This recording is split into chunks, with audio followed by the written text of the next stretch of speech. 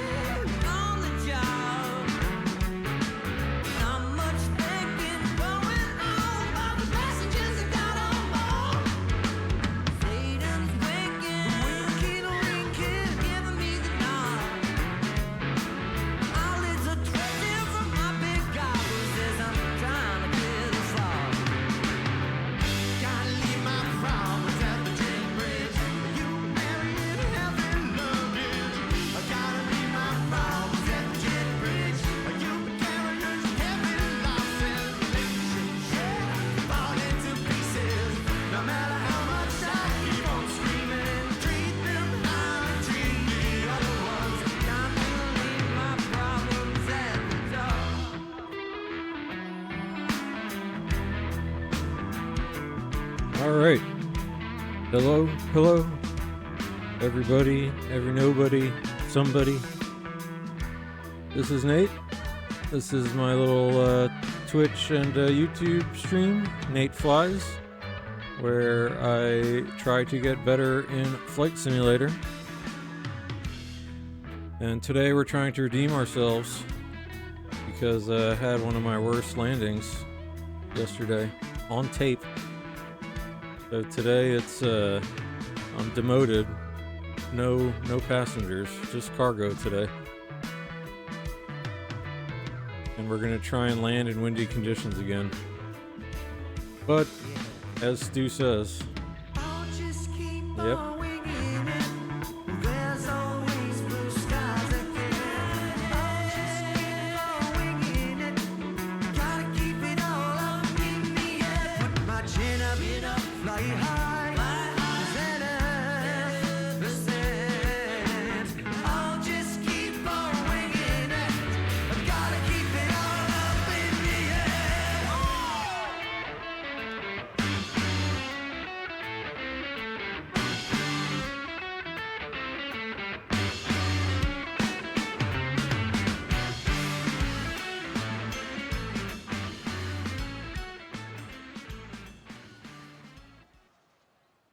Okay.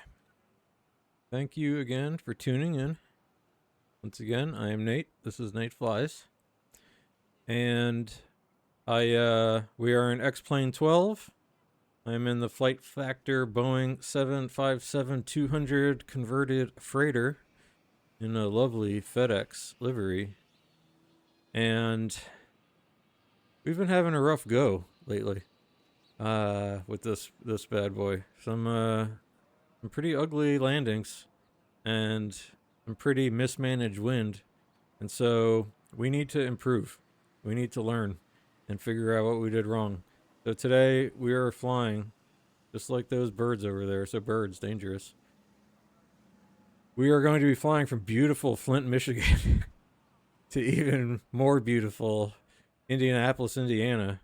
Just some of the most scenic, beautiful, well-maintained areas of the Midwest United States. But we're very serious today. I've got coffee. This is like a lunch pail stream. This is training camp.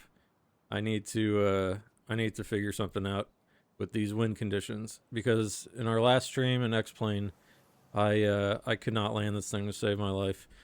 And in fact, I really wasn't able to save my life. And so I've been fired from Delta. I can't fly baseball players around anymore. I have to fly packages around. And so we're lucky, at least FedEx still take us.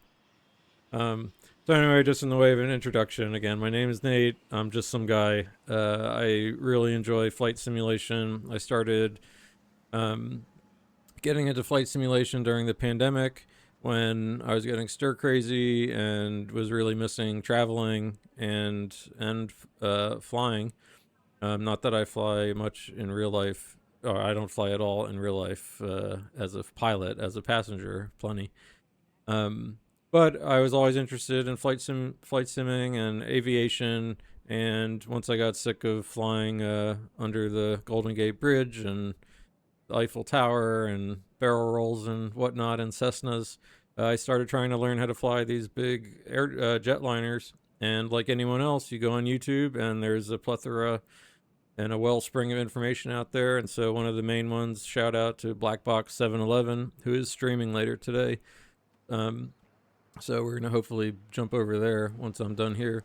But just some great tutorials from real life pilots and amateurs too about how to fly these large aircraft. And so I started trying to learn some of the real world procedures and went from there. And it's a long learning curve, or a big learning curve. It can be a long journey, but I find it a very rewarding hobby. So that's what we're up to today. I'm just trying to kind of get better. Especially so that I can go on VATSIM, which is a global online ATC network, and be able to put this bad boy down in one piece so that on busy days I don't, I don't crash on the tarmac and ruin the flight. So What we're doing today is I kind of go through this thing from a cold and dark setup. Here we are in the Flight Factor Boeing 757.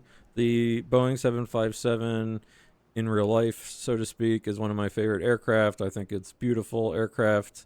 I think it's at a good age era in aviation history.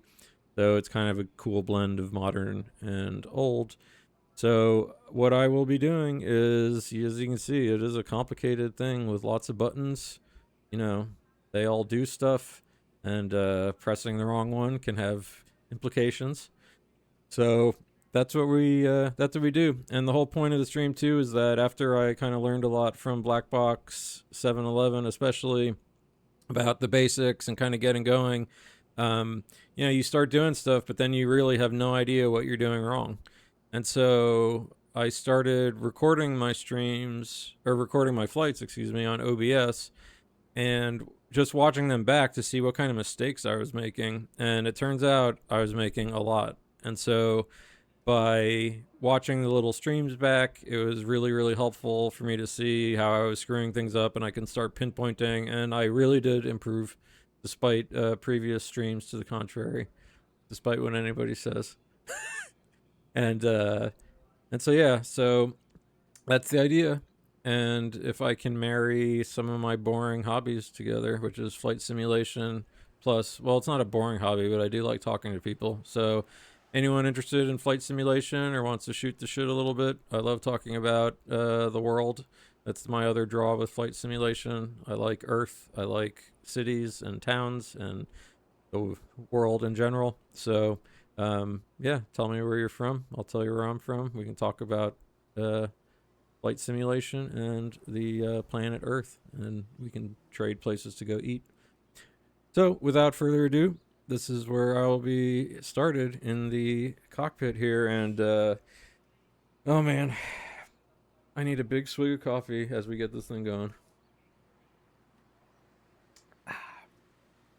because we need to buck up. I cannot keep putting these poor performances on tape. So what I do with these streams is I talk to myself, and talking to myself helps me realize the things I am saying right and wrong as well. And so when I come back and learn these and watch these streams too, the speaking out loud helps me move through my procedures, and it also helps me realize when I kind of will say things wrong. And so just little things to work on. And so it's this is a journey of self-improvement, everyone. So welcome along. So we are in a Boeing 757, and let's start getting it going. We are in a cold and dark state. All we are doing is loading some cargo into this bad boy. We are filling it up, and we're going on a very workmanlike blue-collar trip from FedEx in Flint, Michigan to FedEx hub in Indianapolis. And oh man, so this is just like, we're Last Chance University, at least for FedEx here. If you don't know Last Chance University, great show on Netflix about college, low division college football players trying to make it. So we do have external power, so I'm gonna go ahead and fire that on. Turn the bus ties on. This will get our aircraft starting to get fired up a little bit. Let me give myself some panel lighting. I can go ahead and turn a couple other things on that usually should be on in these aircraft. I am going to go ahead and get the IRS lined up, which is basically the system that helps our aircraft figure out where it is in space. And we'll go through our overhead panel, and you typically go kind of left to right down. We'll turn our emergency lights on. For now, just do some of our initial stuff. We actually have a reasonable, it looks like how much fuel we might need. I'll go ahead and turn a light on, let people know things are happening. These window heats we don't have windows in this aircraft. I don't, thank God, have to deal with my flight attendant today. So no smoking, off. Seatbelts off. In Indy, let me set my this is for the pressures, cabin pressurization. Indy is like 700 feet or so. We'll double check it again. So one thing I can show you too, I've got, this is a very professional stream.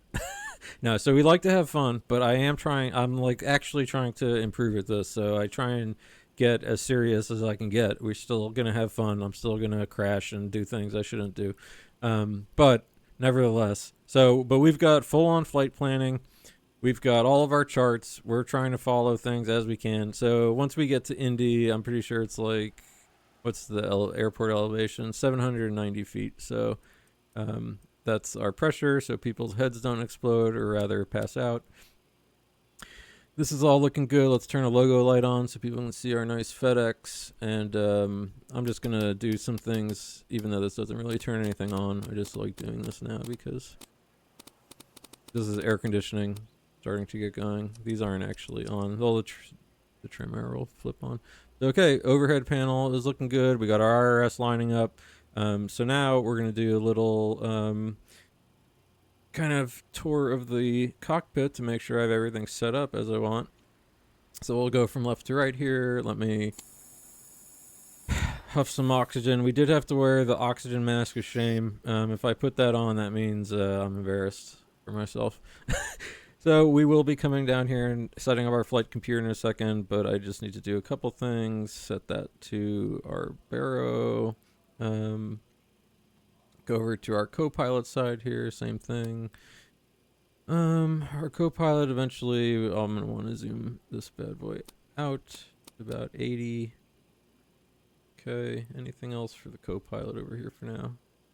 I think we're okay. He will get airport information, and I'll get route data. Let me reset my EFIS panel. So I have also out here in my sim land here, one of my other favorite draws of this hobby is all the gear. And so I've got kind of a full wing setup here that I really enjoy, which is basically this whole panel I have, and I've got these like custom throttles that look just like these, true to size, and that's a real fun thing about the hobby. I love the gear. So if anyone's in here and wants to chat about flight sim gear, I'm here for you, because I love that stuff. And one of my favorite things about the hobby, you get to build a really cool computer when you get into this hobby. You get to buy a bunch of toys. It's just absolutely fantastic for a 40-something-year-old man. So okay, I've got some stuff set up here. That's all looking good. So what I'm going to do now is open up our flight plan, and I'm going to fly down into our... So, hey Santa, how you doing? One of my my dedicated students, Santa owns, has just joined us. Thank you, Santa. Good to see you this morning. I've only had a few sips of coffee, and it's a very serious stream today, so yeah. So Santa has incredible flight sim gear. Yes, we learn what not to do. Look, dude, failing is the best teacher. Trust me. I've lived many decades, and I can tell you, failing teaches you the best lessons. You do everything right, then what is there to learn? So that's what we're doing today. So right now I'm in the stage of setting up my computer. I'm glad you're here with me. And you're early, so you can I need you to take notes, pal. We've got resources. We're looking at official documents today. I'm gonna mute you. I'm gonna ban you for 10 minutes when I come into the flight, so I don't get distracted. So we're doing it today. All right. So I do have this panel, the WinWing panel. So if you don't see me clicking in here, that's why I've got it down here in the real world, as it were. So I'm gonna go into the FMC. Let's make sure we are in what we are. So I am in a Boeing 757, and we've got, I'm also really happy about, fancy Rolls-Royce engines today on this FedEx, and the wingtips. Ooh, the prettiest part of this aircraft. Oops. Reset my view here. Easy. This is a very professional stream. I've got, I don't waste anyone's time with camera views, and no, Avitab is right now it's exactly where I want. Look at the framing. Look at the use of negative space around the stream too. It's just, I impress myself sometimes. And just so you know, one thing I do want to show you, pal, is it's not only windy here, so I'm no coward. I mean, I am a coward, but at least for today, I'm not. Because it is, well, it was gusting earlier, but it's windy in Indy. It's windy in Indy. So this is I'm not taking nice conditions or anything like that. This is a real blue collar lunch pail rise and grind training camp situation. Yeah, 250 at 13 knots, which doesn't sound like much, but it's X-plane. It was gusting 22 only minutes ago. So just just relax, you know. We'll do it today. Anyway, let's tell this thing where we are in the world. We are in, for anyone who's geographically unaware,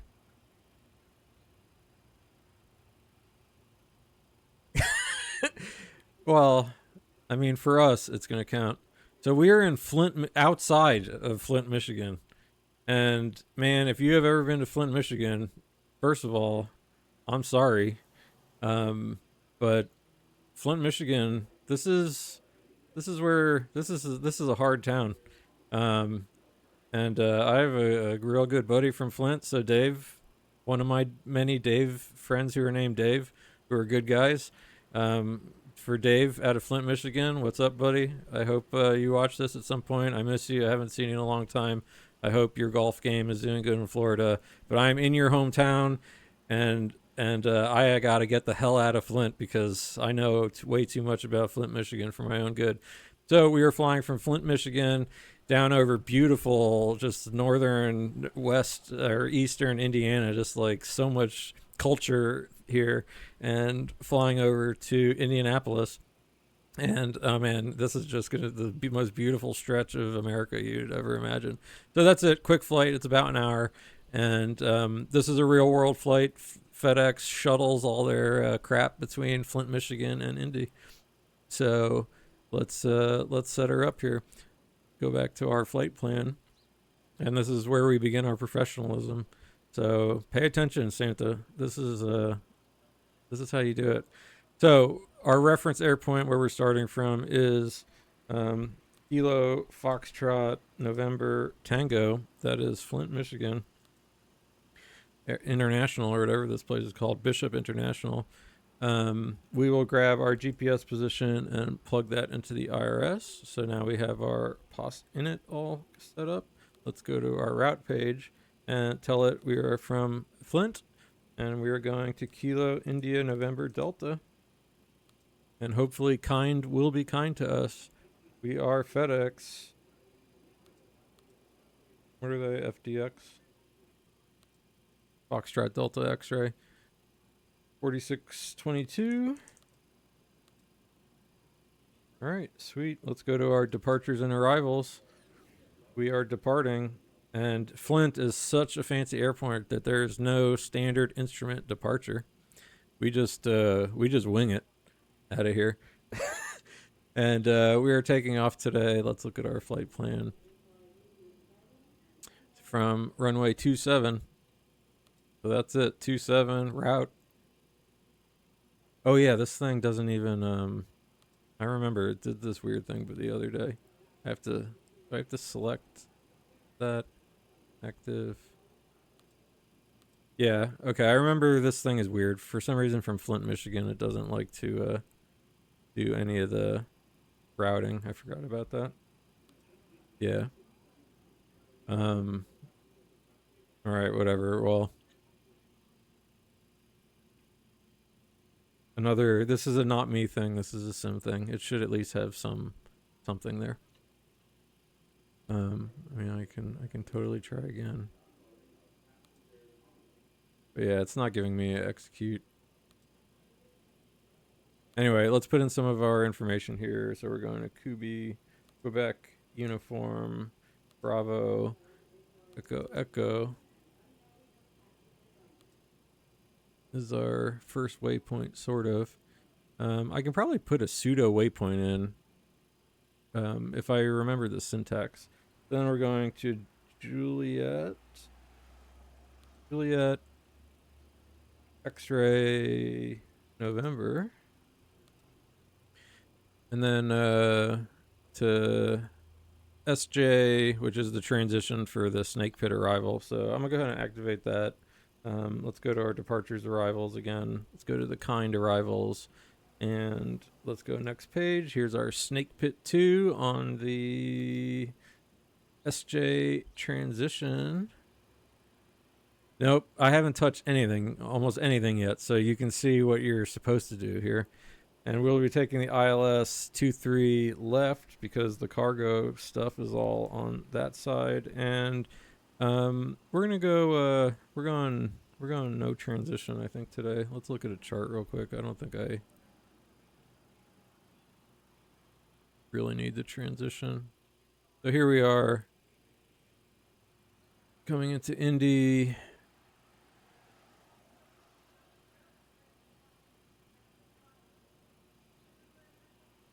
Two, three left, Cook to Femgo, blah, blah, blah, to Larry at or above.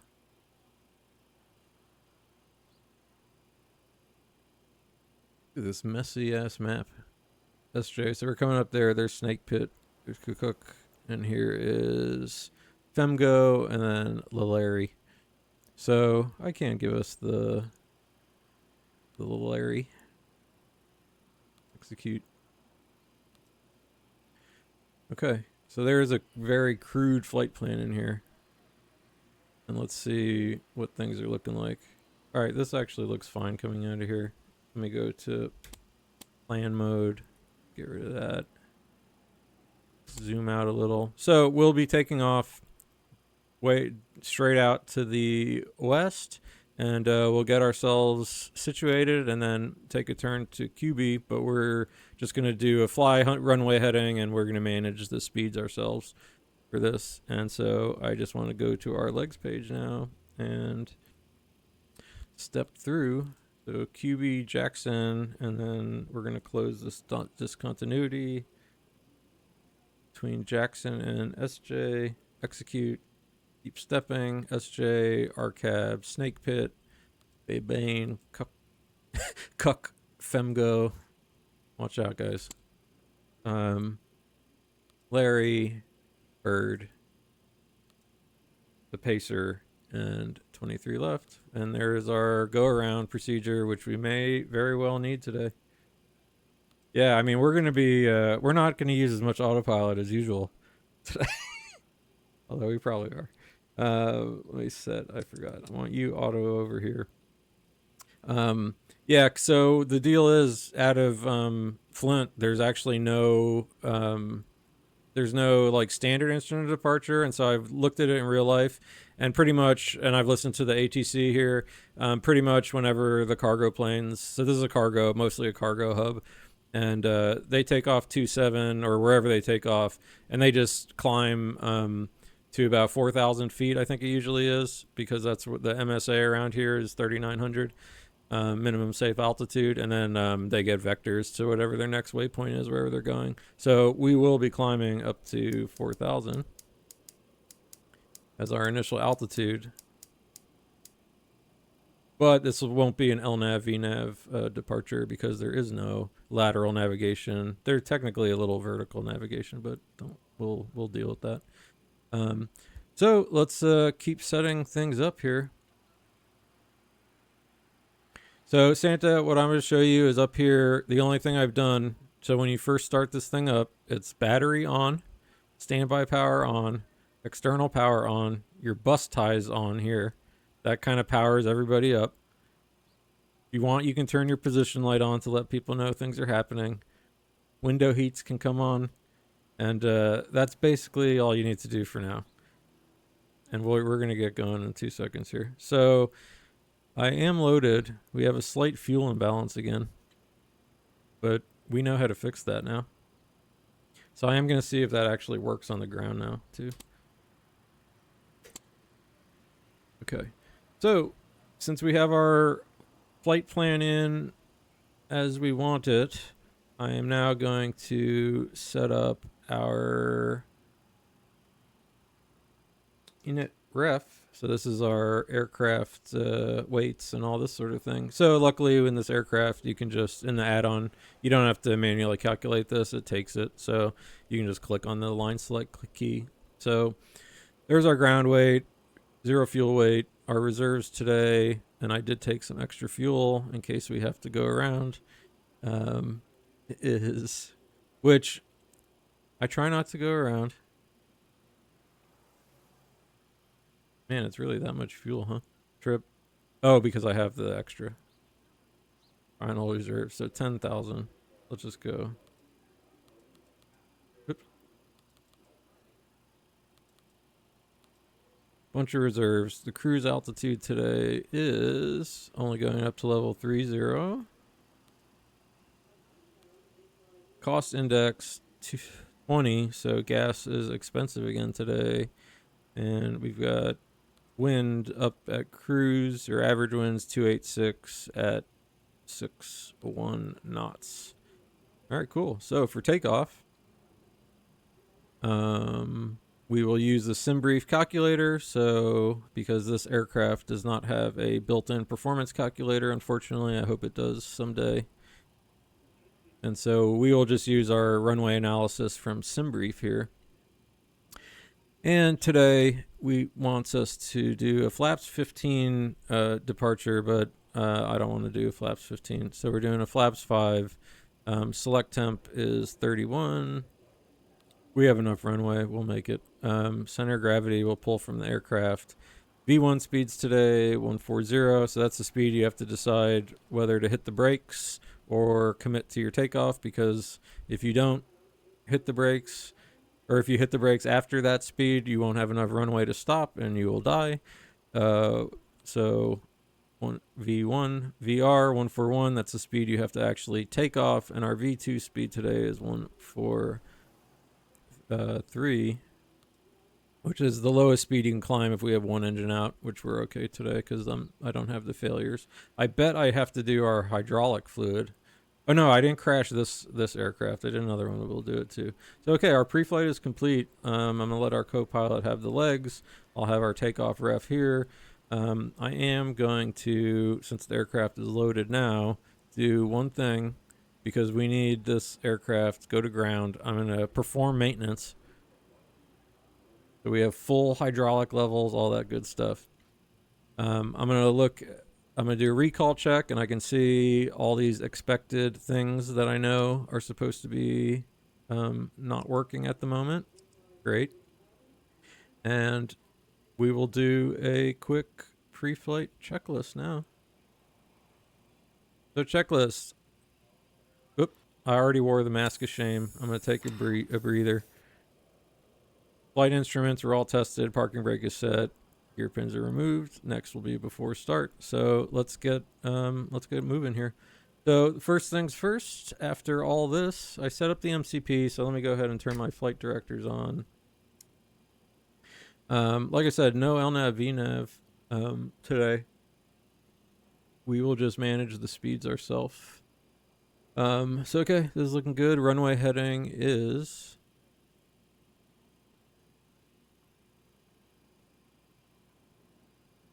274, so that'll be our initial heading here. Go the long way around so I can hear the cool sounds of my analog gauges, or no, my analog indicators. 274. Yeah, I love the sights and sounds of flight simulation. This one could stand to have a slightly better engine startup sounds, and I think you can download a sound pack for it, but you know, let's neither here nor there for right now. All right, this is all looking good. Let's go back up to our overhead panel, and let's start the auxiliary power unit. So right here is our APU. Let's go ahead and start that up. I'm going to turn another light on to let people know things are happening. Everything else looking good up here. And so we can go look at our APU starting up.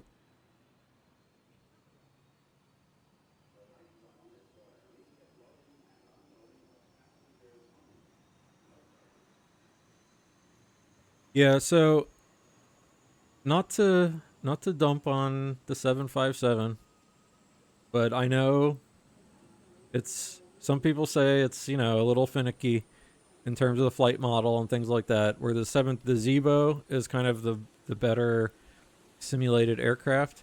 And so I'd like to try the 737 in some of these windy conditions. because this thing might be more susceptible to the kind of craziness of X-plane winds. So for anyone who's a flight simulation person, Microsoft winds and X-plane winds are two totally different beasts. In X-plane, they can really get you. Microsoft, they can too, but in different ways.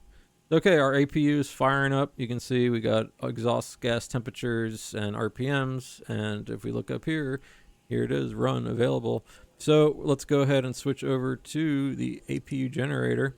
I'm going to turn on the utility buses, which hooks up a couple more power supply in the back. Yeah, the 737 is a little more forgivable than this thing.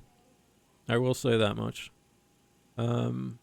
Okay, so, and hey, no Santa. Smoke them if you got them. No seatbelts today. This is cargo. I got, if you didn't see, I got demoted. This is FedEx dropout program. Last chance.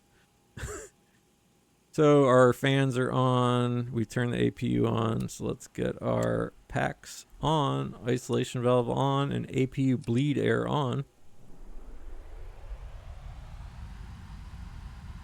Ooh, listen to that AC purr.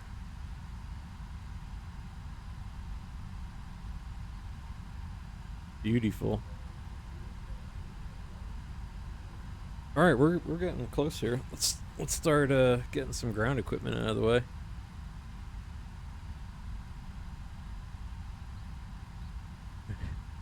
Oh, good. Did you go to Arby's this morning? That would be okay. Good. All right, airplane. We can look at this lovely. This is a beautiful aircraft. FedEx, such a classy look. I love cargo aircraft. I'm a big logistics man. So we've been demoted from flying passengers to flying FedEx. Next will be UPS, and then I've got, if we can't land this thing, so we can break down some older UPS after this, because this is too nice. And then I have an even crappier delivery service that we can use if I really botch the landing now. So let me go over to my engine screen here. I said I'm going to pull up our thing here. So the airplane, let's go ahead and close all the doors. Let's go inside here. We are already all loaded. Let me get rid of the stairs, the luggage loader, the fuel truck. Don't touch that yet. And the loader unit, because you'll crash the aircraft. It doesn't like when you turn the GPU off from there. So now that we're up here, the APU is on. We're on APU power. I can go ahead and get rid of the external power. That's all that flickering you see here. And now I can get rid of the operations, ground, GPU can come off. Our parking brake is set, so chocks can come off, and we are going to start pre-planning the pushback. Show me where you want to go. That is where I want to go. So ground to cockpit, tow is driving up. Okay. Okay, so when you use this, it actually does the whole shebang altogether. All right, so we're getting close. Armrest out of the way. Not for us.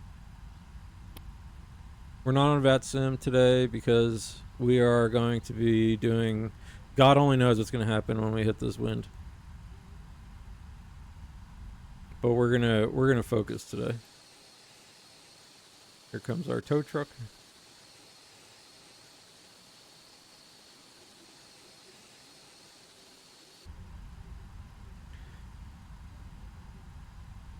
All right, I can go ahead and get our fuel pumps on. And okay, all doors and hatches are closed, ready to connect. Yeah, I pop on there every so often. It's been a minute. I will say that much. Yeah. So we have our fancy Rolls Royce. So I'm going to go ahead and turn all of our fancy Rolls Royce engine systems on. The limiters. You know, I'm gonna go ahead and flip our hydraulics on now. That should extinguish.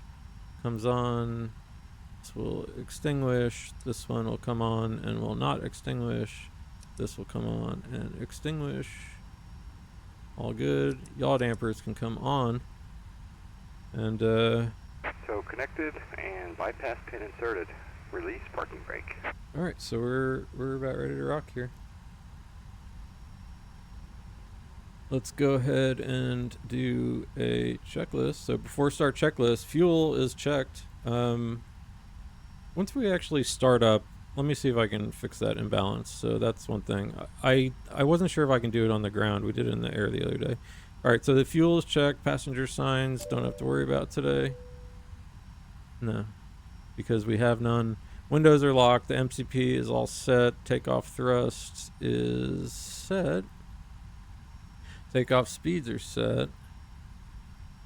Yeah, 143 was V2 speed, as I recall. Yep, 143. Our taxi and takeoff briefing today is fairly easy. We're going to be pushing back onto the west cargo ramp. We're taking runway 27. So we will taxi via Charlie, cross runway 18, and go to Charlie 1, and we will take off full length on runway 27. And as I said, there's no instrument departure here, but once we get out into there, we're just going to fly runway heading, climb to 4,000 feet, and take a big left turn to our first waypoint, Kubi, once we are ready, and then we will be on our way to Indianapolis. So that's our little takeoff briefing. Front deck door is closed, red collision light is on. So before start checklist is complete, let's go ahead and let, I'm going to pull up our recalls, make sure it's all expected. Yep. All right, parking brake is released. Starting pushback, and you may start engines. All right, so, oops. Engine page is up.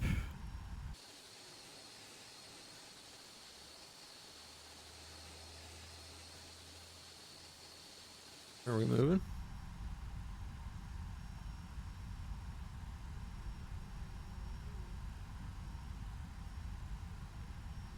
He did say pushback commencing, right? All right, there we go. Oh, man. Look at him taking us on some... I have no idea what he's doing. That wasn't what we planned. Maybe he'll come to here. Huh. Flight simulation in all its glory, everybody.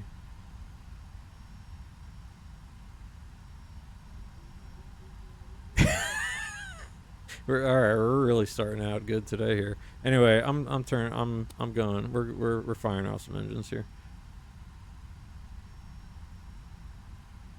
All right, watching our N3. Oh, here we go. Oh, so he turned us the complete opposite way as we planned. Oh wait, now he's coming around. Holy crap! So we are letting N3. These are turbine engines. So that APU bleed air is being used to spool up one of the engines here, and about 25%, I believe it is, on this one, or 20%. Insert fuel. Start the fuel, and yeah, fuel plus oxygen plus a spark gives you engine start. Yeah, we're pushing the limits.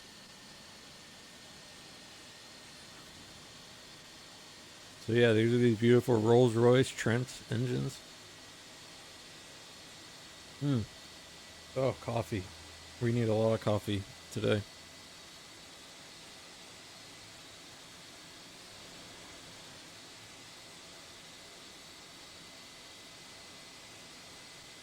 I mean, you know, I didn't get mad. Just concerned. All right, we do have some craziness happening here. Don't look.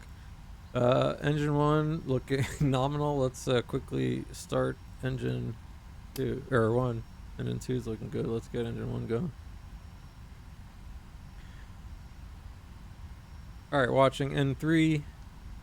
So if you know about turbine engines, they're basically compression. You know, these compression or compressors. Operations Low pressure, complete. high pressure. Set parking brake. All right, we will set the parking brake and let's fire off engine 1. Disconnecting tow. Stand by.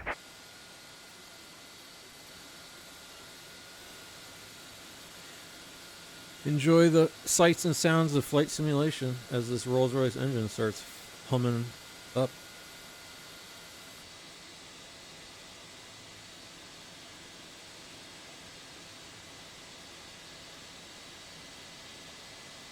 Drink some more coffee. All right, good work, bud.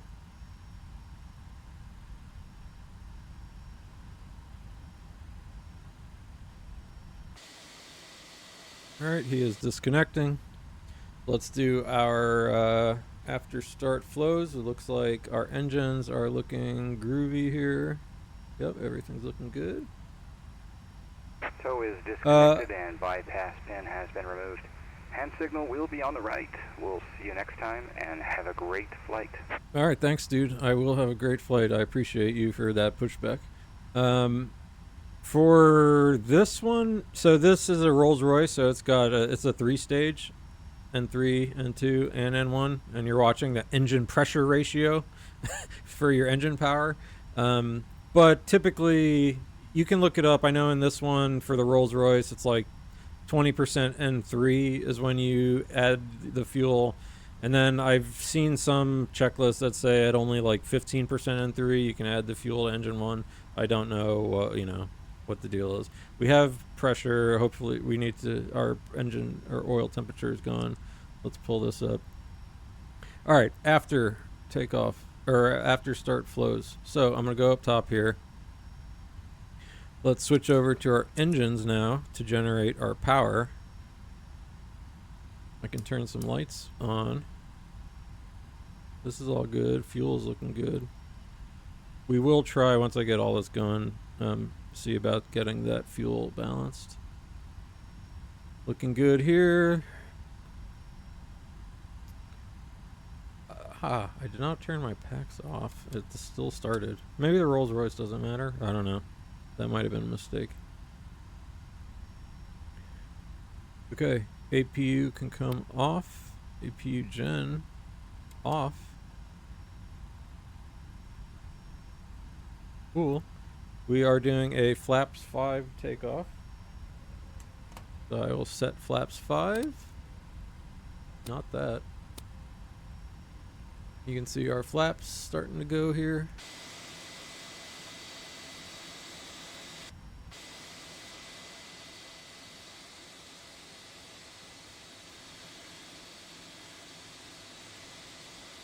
Here they come.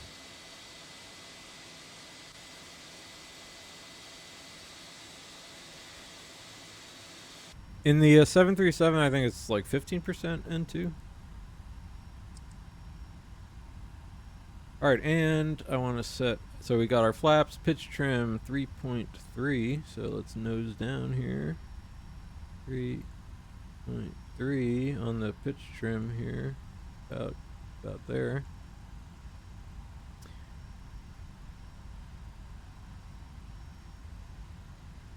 All right, cool. So let's see, can I do this now? So the light side, cross feed, turn these pumps off. Yeah, all right, it does work. Let's balance out our fuel. All right, good. Okay, I can do that on the ground. Let's check our flight controls. Full back, full down, full left, full right, rudder, full left, rudder, full right, neutral. All right, we're doing stuff.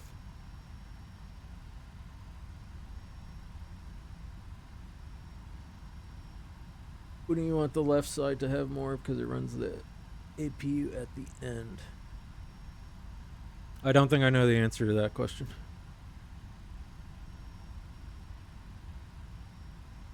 You're right that this aircraft might want the... It runs off... The APU, I think, runs off one of these forward fuel pumps. But I am not totally sure. Alright, I have to do a checklist so I can figure out what we are doing, so...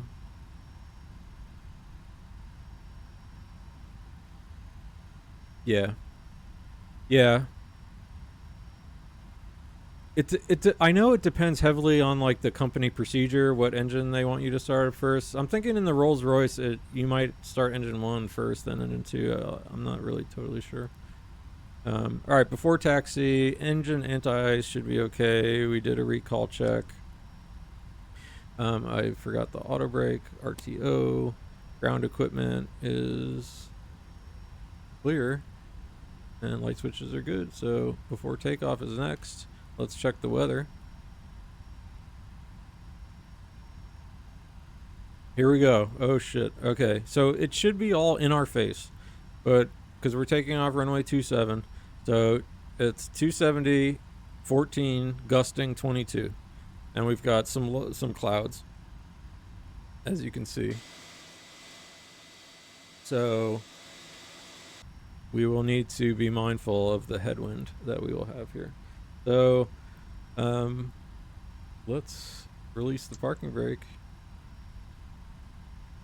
Power.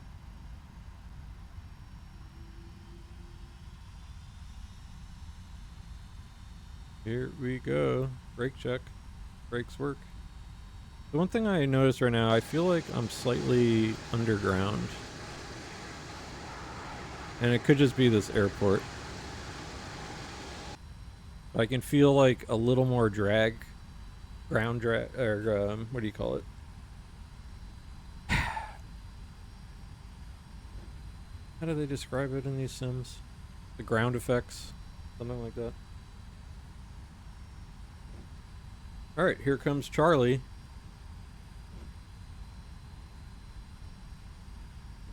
Oh, really? I would... At someday, I may get the Moza. I was really thinking about it earlier in the year.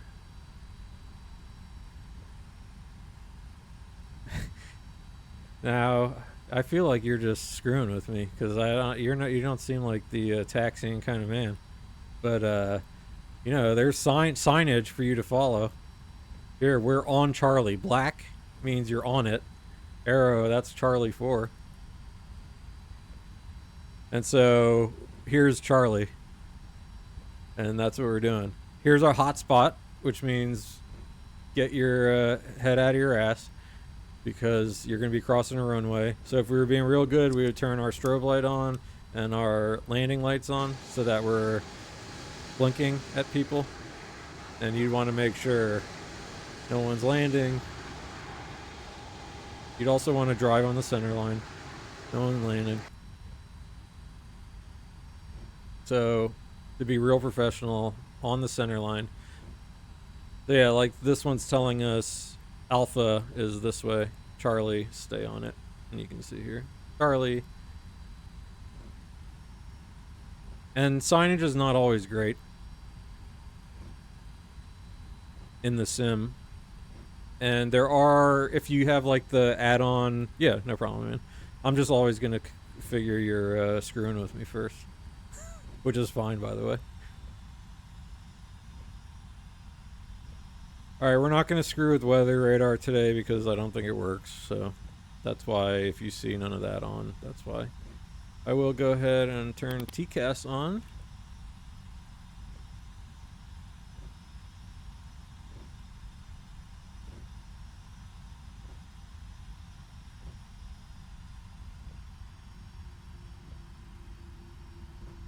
Alright, so I just left our lights on. Nose gear light come on after I got takeoff clearance as a reminder. Don't need our logo light anymore. So let's go ahead and line up and wait. Let's think about wind. Wind is that's our big That's our topic today. Approaching Is wind. 27. I even have from my actual professional buddy, our wind additive corrections chart. So we're gonna be doing math today.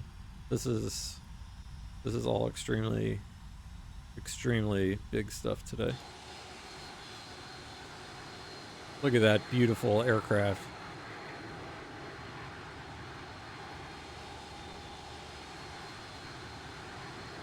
I hit the brakes by accident. My brakes are very sensitive on my rudders. I should fix that. Again, not an excuse. Just some things I need to mess with.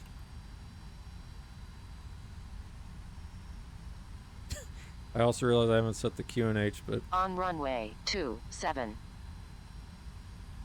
Alright. Let's stop here.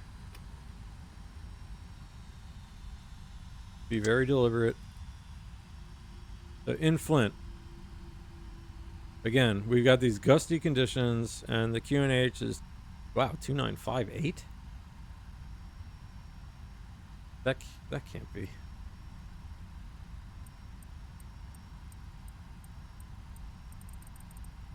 Damn, low pressure.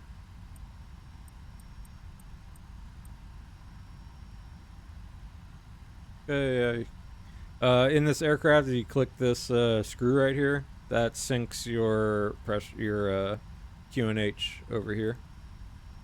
By the way, but not on this one. So 2958.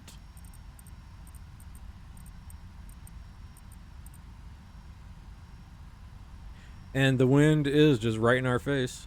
So the idea for this takeoff is, since we're not LNAV, VNAV, 27 on runway 27. You'll see a little bit of stuff differently than this takeoff than we usually do.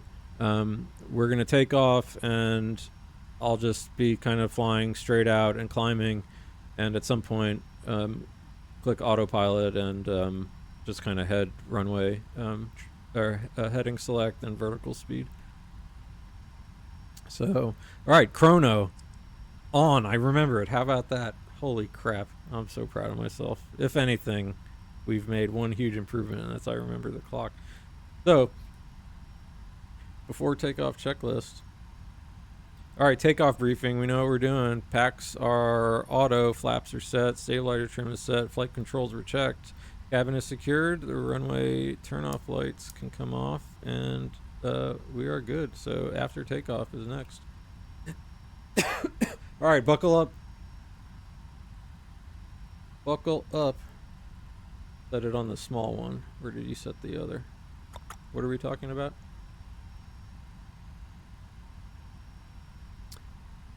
Oh yeah, so you got to set it on your... So this knob here is your local QNH setting for your computer here, 2958. Technically, you'd have to go dig around on this asshole side to do it, but you can just click this screw right here, and as a shortcut, it'll set it on his side over here. And then on this one is your backup, so you set it here. So that's...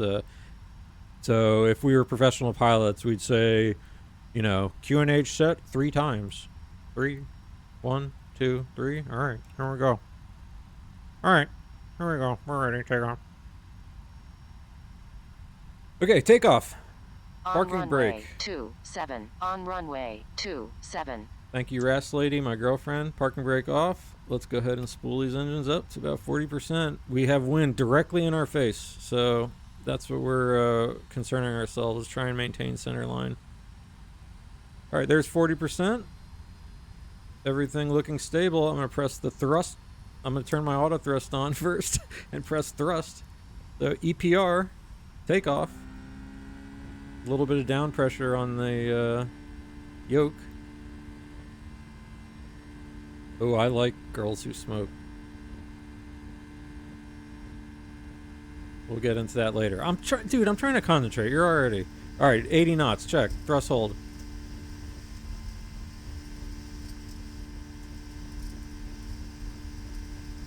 All right, V1, rotate. Alright, we have a positive rate of climb. Gear up. Here comes the gear. Gonna pitch up here.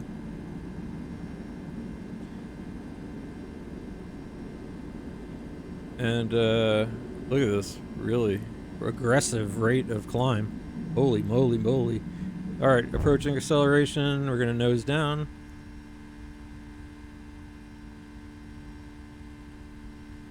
Ooh, too much nose down. Alright, passing. We're gonna pull up the nose a little bit. We're gonna bug up to our flaps 1 speed.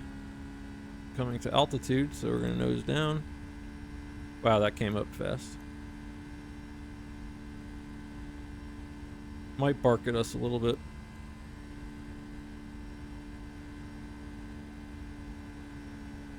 All manual flying here, pal.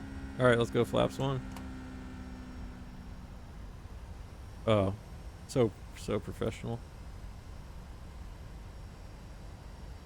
Let's speed up to our up speed. Ooh, losing some altitude. Not sure why the engine's dumped out on me there. Alright, I'm exhausted actually.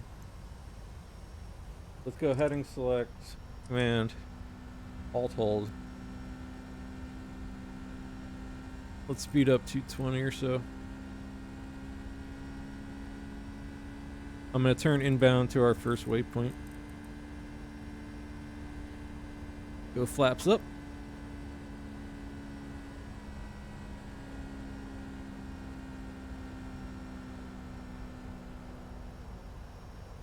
I didn't do heading hold, just went into heading select mode.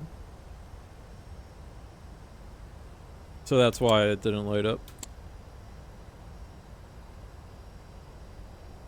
Which is kind of one of those things that it would be nice to see the indicator of some kind up here, but it just shows up here. On the, we can speed up to 250. On the 737, I'm pretty sure they don't have a heading hold button. It's just heading select. So it'll be, it just says heading select under here, and that should illuminate.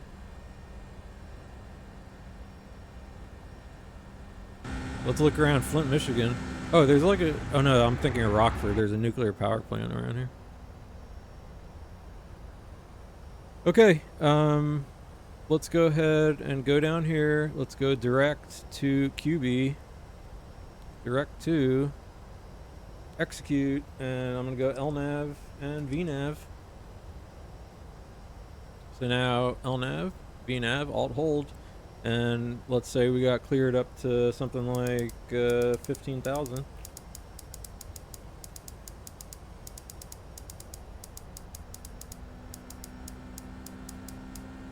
$15,000 set. Climbing.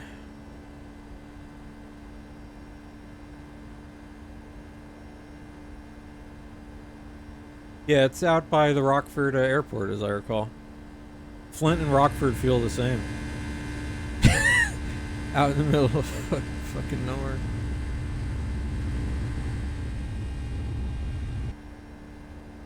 Alright, we are climbing. Let's do our after takeoff checklist, which is not much in this thing because it does my brakes for me. It does my gear down here.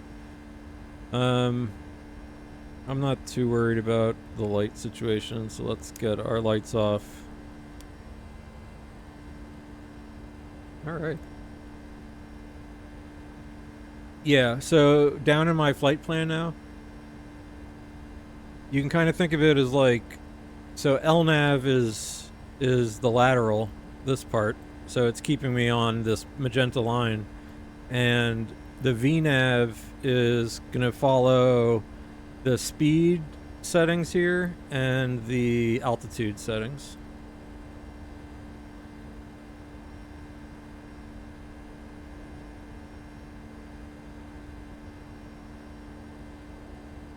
And the other like little thing is kind of like, usually keep your lights on till about 10,000 feet.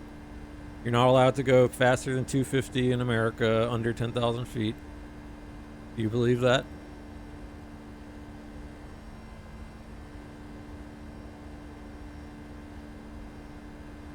Alright, so we are approaching Kubi. Now we can speed up. We're over 10,000. Yeah, so if like right now we got some, like say there is, I don't know, oncoming aircraft and we needed delay vectors, and he's like, hey, what are we heading right now? 240. So if he said something like turn left, we would go heading select and then crank over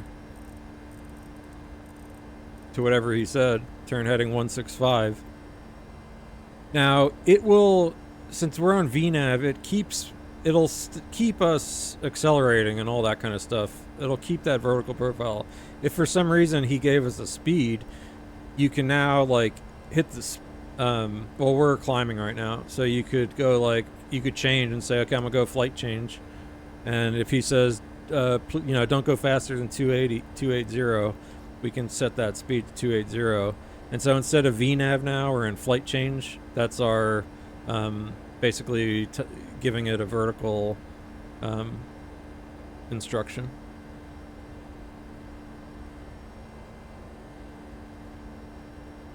So he could have told us something like that. Now he's like, all right, that passing traffic, turn back right, you know, to 210, resume speed, and go direct to next waypoint, you know, Jackson or whatever it is here. So I could go back into VNav, so EPR, VNav speed, alt cap. And in this aircraft, the best way to do direct, you could just go into the legs and like tell it the next waypoint. But I noticed in this aircraft, it likes when you go direct course, and pick the one, click it there, it'll redraw the line, press execute, and then go into LNAV. And so the reason now, by the way, it went into alt hold and speed is because, and kicked out of VNav, is because we hit the 15,000 that I was at.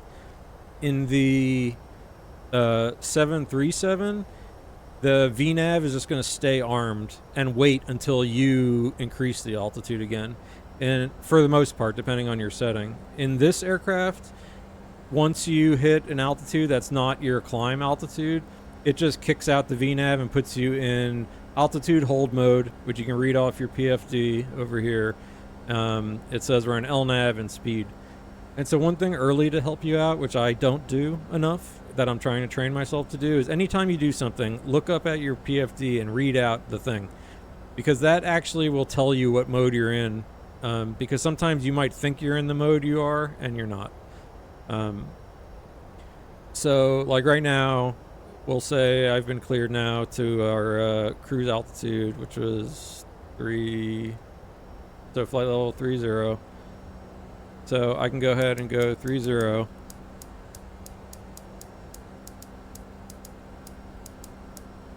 And if I didn't care about my speed or wanted to manually do my speed, I could just do a flight change, or I could go into vertical speed mode. But at this point, like on our LNAV, we want to start speeding up. We can go faster. We can go up to Mach 0.7, yada yada. The aircraft will better manage its speed as we climb. So I would just hit VNav, and so it'll say EPR. That means it's commanding the certain power setting, which is climb setting. And so it's speeding up. It's powering up the engines. It's going to start pitching up to maintain whatever speed is being commanded in VNav here, and which is this. And we are climbing. And this is an aggressive climb, like 4,000 feet per minute.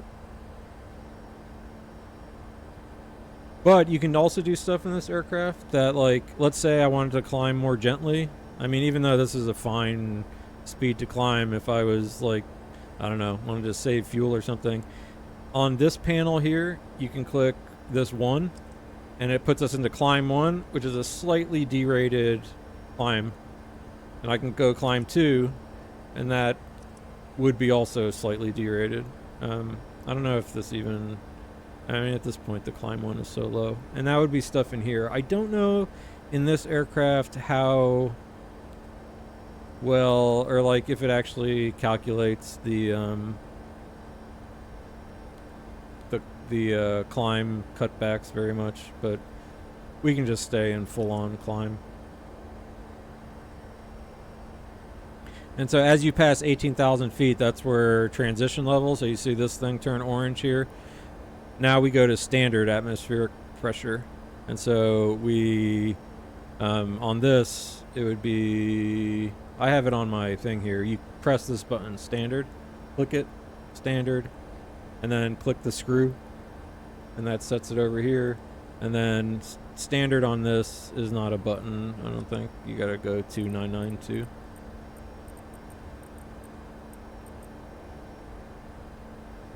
And so in the United States, 18,000 feet is where the transition level from local QNH to just standard, that everyone's going to be on the same one for dealing with your altitudes and stuff.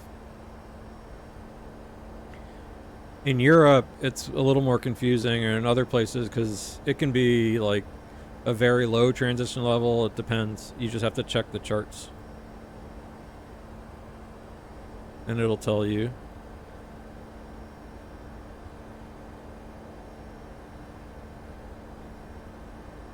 Yeah, so I think... Yeah, 2992 is standard. So I believe... So I'll tell you. So I'm in the wind wing right now. There is no heading hold button in the wind wing. So let me set us slightly off course here, 197. Because if I press heading hold, what I think is actually going to happen... So if I press heading select on my wind wing panel, it just puts us into heading select mode, which on the 737 would illuminate this button, which is actually heading select in the 737, but not in this one. It just gives us the box up here. And if I press heading hold, I think it cuts you off. Yeah, and it'll just say heading hold and then illuminate. And then on this aircraft, you have heading hold. I wonder if it... Let me turn more. And does it ignore? This is interesting. This is like probably a bug where it keeps turning right now. See how it's turning, and I have heading hold mode on? That's probably a bug. So now I go back to heading select, and it should start turning to the right again with my setting here.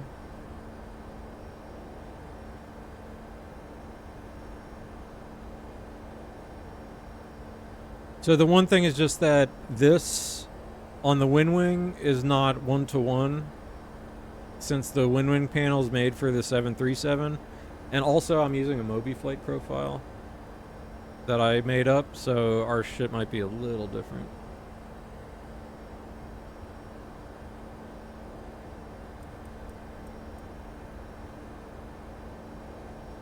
So I'm gonna go back just down into our legs page. SJ is where we want to go. I'll go direct SJ, plug it in here, we can see it, the line, go execute, and I'll go back into LNAV mode, so that'll keep us, we'll get back on path here. And LNAV, read it off, so now I know I am EPR, so I'm commanding EPR engines, auto throttle on, LNAV, VNAV speed.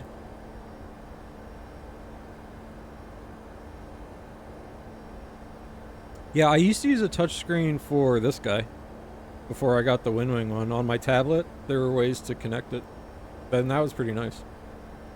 Oh, but here's where you can select the different like climb settings. And if we were being like real fancy boys as we're getting to top of climb, because we want to like give our passengers comfort. Let me just see something. So this one I even let me go into climb 2 or climb 1, probably because we're too close. Maybe interesting. I could go into like vertical speed mode and like just go down to like 1,000 feet per minute. And so all of our cargo in the back now is enjoying the nice steady just of our last few thousand feet here. Just a nice gentle, it'll feel so nice.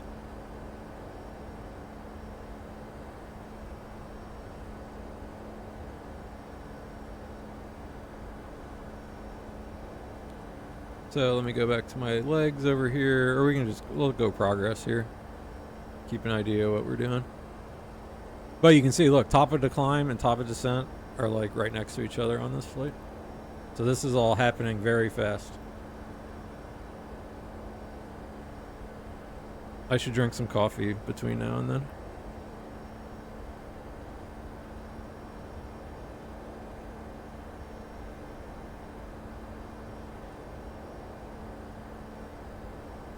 And like if we were in a rush, I could crank this, or you can also, by the way, go into your like climb and cruise, and you can punch in different, you know, how aggressive you want your cruise speeds to be and stuff.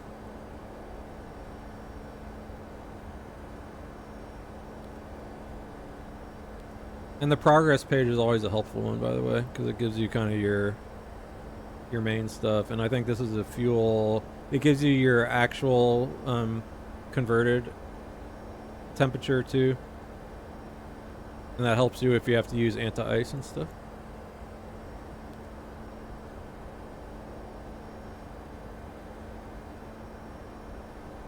Yeah, because look, I mean, we're barely making it, and now top of descent. Usually I plan my approach, you know, with the 40 miles.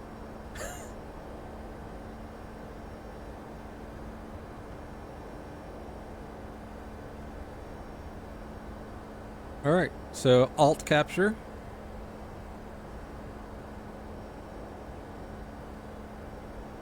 And that should change to alt hold once we get there. Yep, exactly. And so now that I'm in alt hold, you know, you can just chill here, but the aircraft might, like if we had a longer climb phase and you're going to a bunch of different waypoints in between, it might want to command different speeds.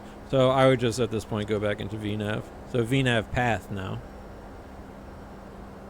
And VNav path just means it is telling us, when it says VNav speed, that means it's trying to keep us on the speeds here.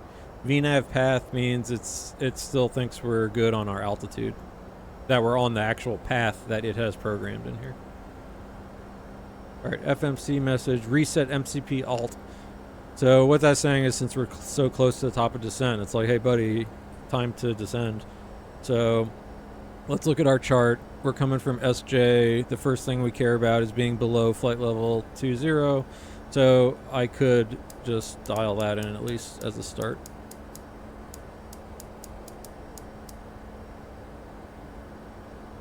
And the Boeings, once they hit their top of descent point, will start descending by themselves.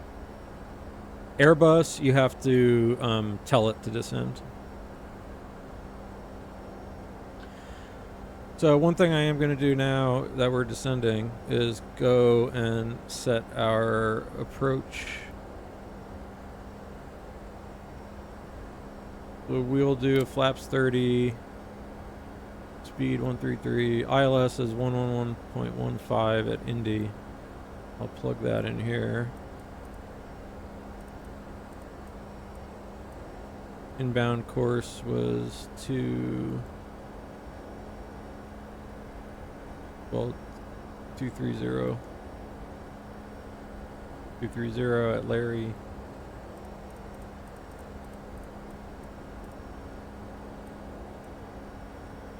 Oh yeah, I mean, you're gonna blow them away, man. And speaking of getting blown away, though, what's the wind happening here?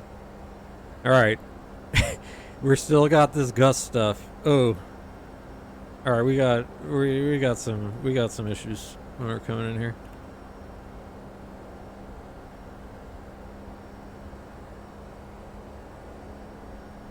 All right, so now as we approach the top of descent, though, you're gonna see it's going to automatically. So if we just watch our PFD.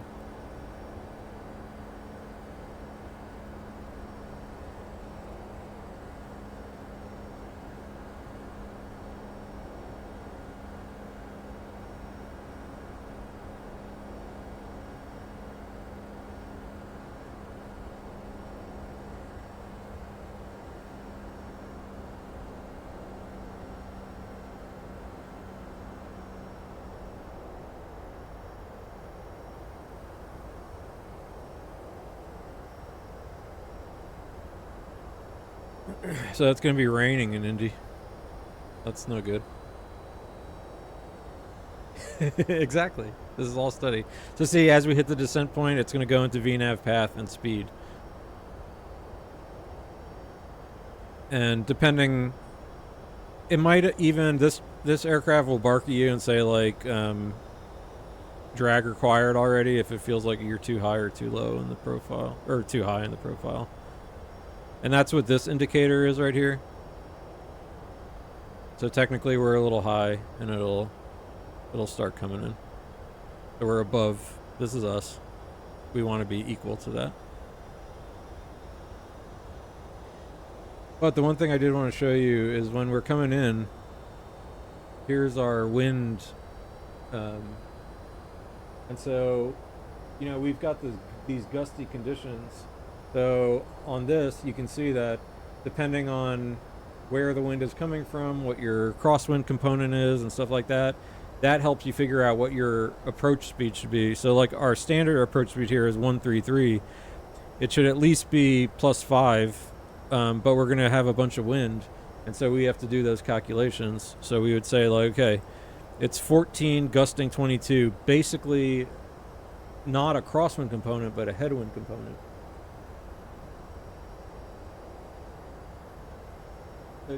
If you look on the chart here, you know, this is sort of more like what we're going to be having. If we were landing runway 36, it would be 360, 20, gusting 30.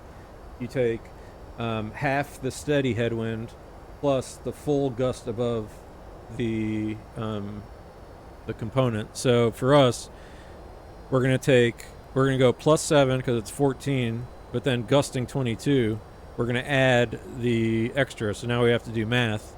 So 8. So we're going to go whatever 8 plus 7 is, 15 over.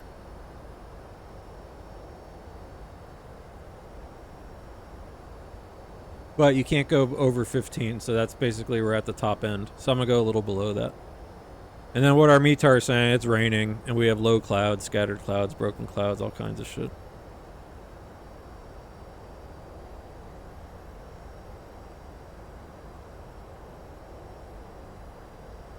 RCAB below 20.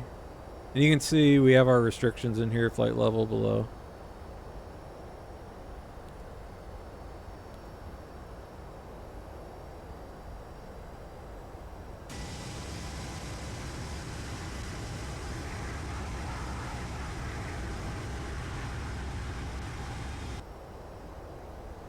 Alright, local QNH in Indy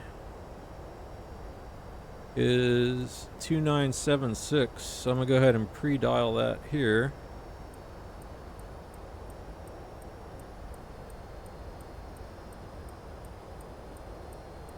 Alright, 296. Pre-selected over there so that once we pass 18,000 feet, we can have the local. The other thing I need to do is find our minimums, which is 990 decision altitude. So that's when we have to decide for our go around. That's here. Oop. What was it? 2778 or 9? 6. I did the wrong one.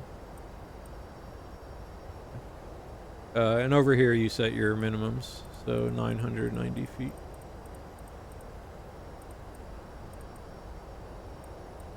Ah, what the fuck? Why did it do that?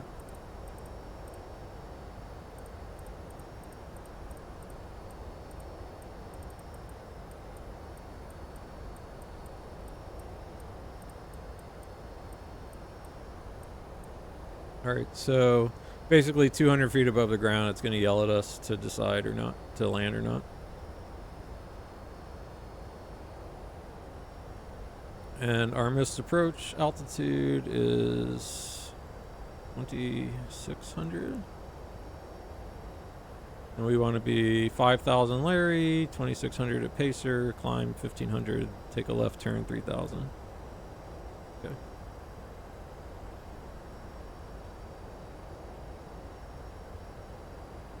All right, so I'm going to keep descending.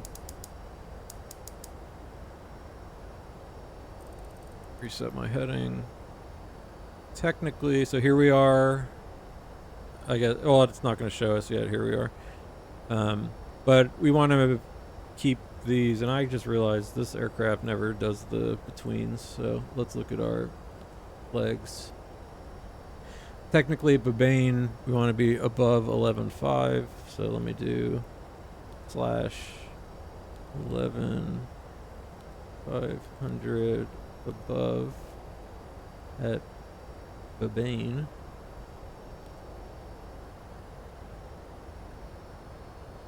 And so now that put us way, well, now it thinks we're below, so it's going to start evening out. Next altitude, FEMGO above 8,000. If it went on its own path, it would have us below the restrictions that are actually here. So that's why I'm putting that stuff in.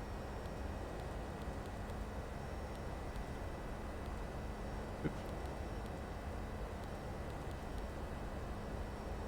8,000 above at FEMGO. And then I'm pretty sure Larry, it has, okay, 500 above, 5,000 above, 4,000 above, all good. So one thing too, as you're going into clouds that have moisture and it's below +10, engine anti-ice comes on.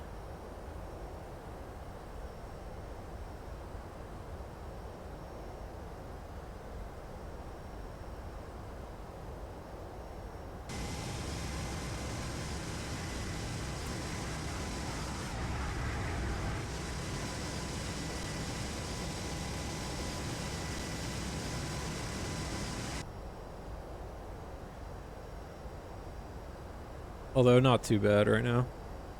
And it's warm out, so it should be okay.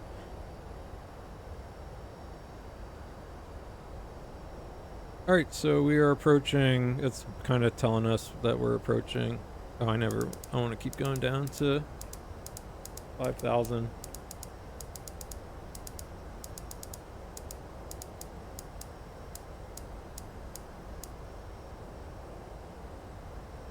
Alright, we are passing transition altitude, so now I will press standard, or local. I'll press the standard button here so that we go to local. Press our little thing here, you can see it fixed it over here, and now we go 2976 here.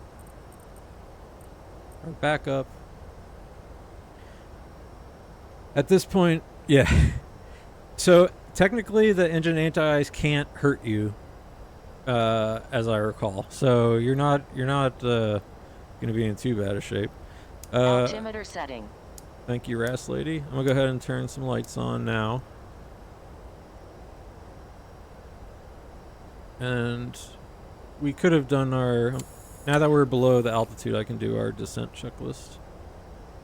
All right, pressurization was all good. Recall was checked. Auto brake I didn't set. We're gonna really hit the brakes today. We're going auto brake 2. It could be wet here because it did say it's raining. So auto brake 2, landing data we reviewed. We're gonna be doing, basically we'll see what the actual wind ends up being, but we've got, we're landing 230. The wind right now 250. So 230, we're going to have wind coming slightly from the right, gusting and pushing us, so we're going to have to kind of crab our way in here, facing, point our nose to the left. to try and combat some of the wind blowing us totally off course. Or excuse me, we need to turn into the wind and combat it blowing us off course too much. Okay, 2600 at Pacer is what we're looking for. All right, landing, approach briefing, mostly complete. Once we land on 23 left, this is all the FedEx stuff. And so we'll take as much runway as we need and come park at the FedEx hub. And try not to get fired.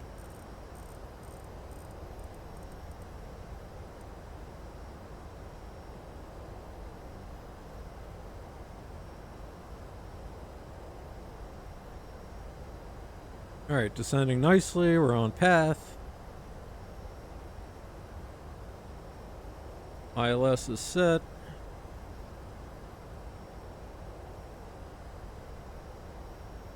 This is just going to be us versus X-plane wind. Let me knock off this coffee.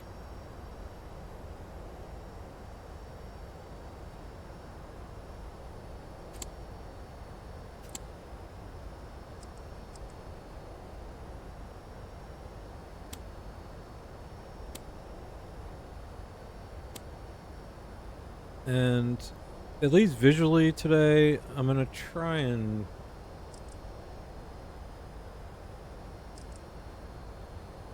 So one thing, Santa, by the way, is this is track up mode. So this shows you where you're actually heading, not where you're pointing when it's track up.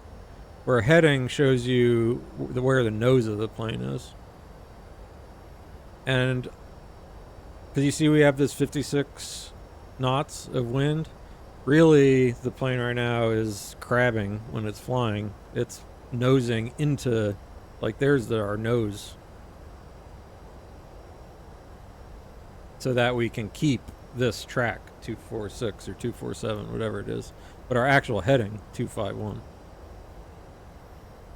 And in the 737, I have it set for heading up here, and I usually like heading up because track up is kind of like, it makes me feel weird. I'd rather have heading up as my main reference point. It's just makes more sense to me to think about where my not where the plane is headed, but where my nose is pointed, because that helps me think about where I need to look.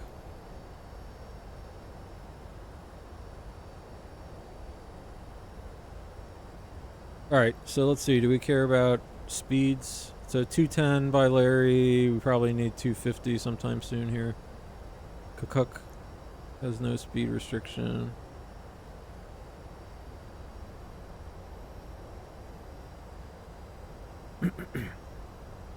So when you're in VNAV mode also, if you want to control the speed on your own, but still keep the VNAV like restrictions and stuff, in this aircraft you press this select and that'll open up the speed window. And I don't know exactly I can't remember exactly what it looks like in the 737 off the top of my head. Oh yeah, it's speed intervention. It's on the right side here. So like as I'm getting below 10,000 feet, I know I have to slow down anyway. So, and once I'm getting this close to the airport, I would want to, so that's what it's telling me. It just shut it down here. I would want to open up my speed window anyway, so I'm going to open up my speed window, go down to 250. I'm going to pull the speed brake a little bit to help us out, even though we're not like so high that I need to do that.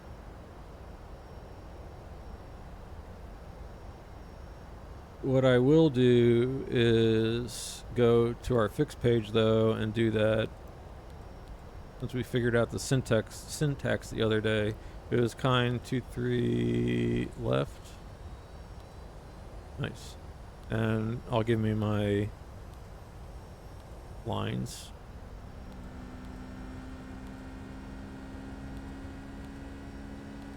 B-brake come in. So now, as I know we're approaching Indy here, I can see a little better. Alright, it's warm enough so we don't need anti-ice anymore.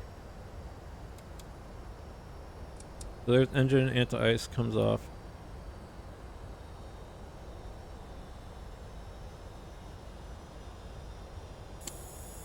All right, big breath of oxygen. Big breath. Big breath. All right, it wants us 240. I'm gonna slow down a little.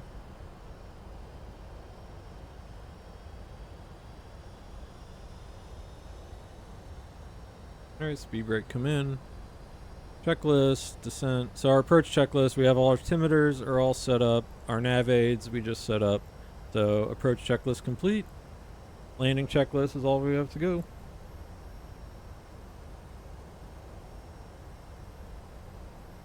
So here is our approach, and we're just gonna stay on LNAV and take us in.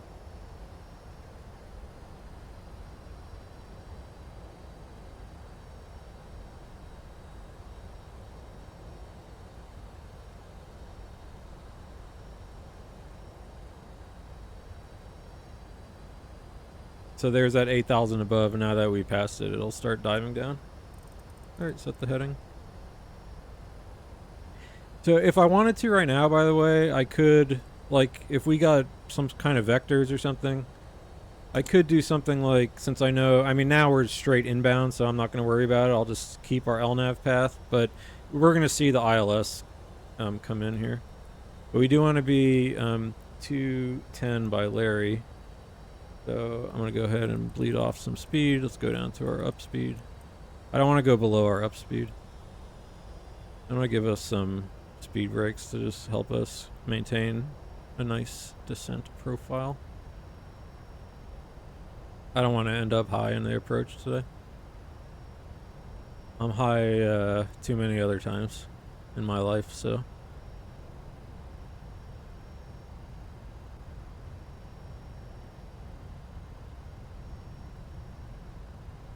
Why is... Do I have to, oh. Hey, sloppy music. Okay, I thought Twitch was telling me you can't say that or something. But hey, thanks for turning in. Oh man, we have people helping us today? Thank God. Oh my God, we were about to botch it. I was about to get fired again. Holy fuck. No wonder. I was thinking about why my ILS indicators weren't coming in. Whew. Alright, Sloppy, you get the gold star today. I meant to do that, by the way. Alright, sterile cockpit. Sterile cockpit.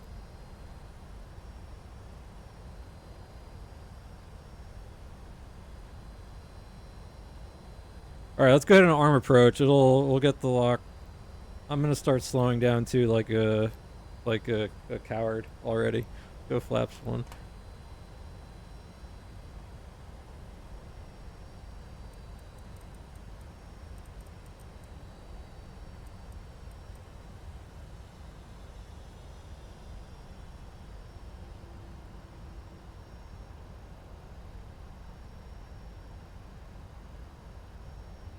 Alright, oh man.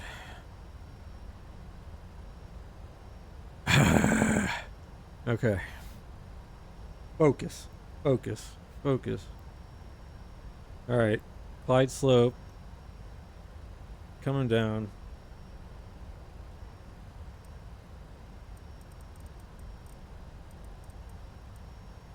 I'm gonna help us out even more. Let's go flaps 5.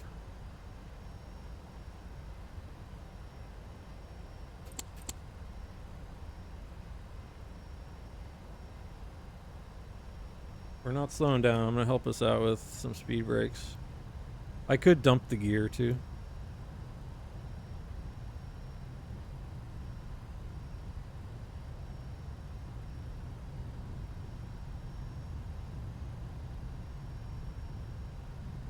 Yeah, Sloppy's music, thanks for popping in. I really do appreciate coming and hanging out. I'll say, if once I can concentrate a little more, I'll say hi like a real human being. Okay. I'm gonna help us out even more here because we're a little quick here. I'm gonna go gear down. That usually helps the cause. Delayed a little there.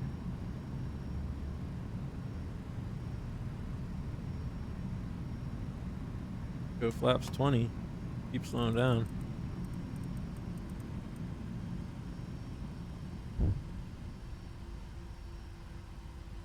Alright, arm speed brake. Alright, we're about 10 miles. I'm going to get fully configured. We're going to be just good boys. Graham offline here. Alright, flaps full.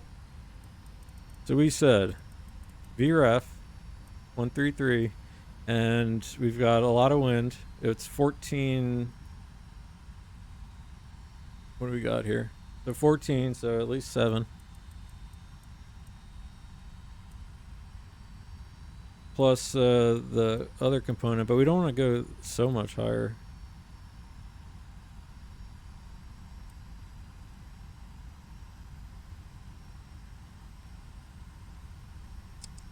All right. Full concentration. So you can see, Santa, we're crabbing. There's the runway. We're pointing here, and we're going there.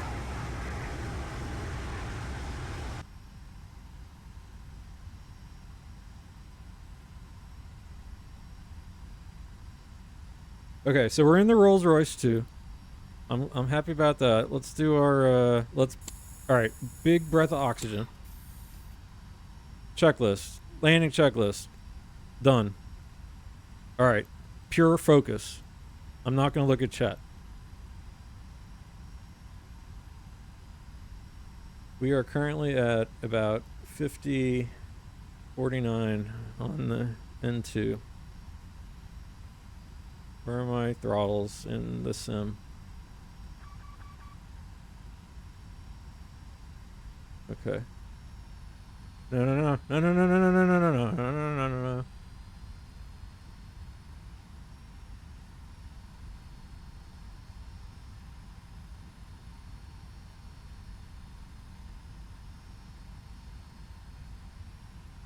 All right, 16. Had worse. Losing a little speed. Let's go about, I noticed that with the Rolls Royce about 50% on this pitch, but no, we're losing. It's that headwind. Go a little more.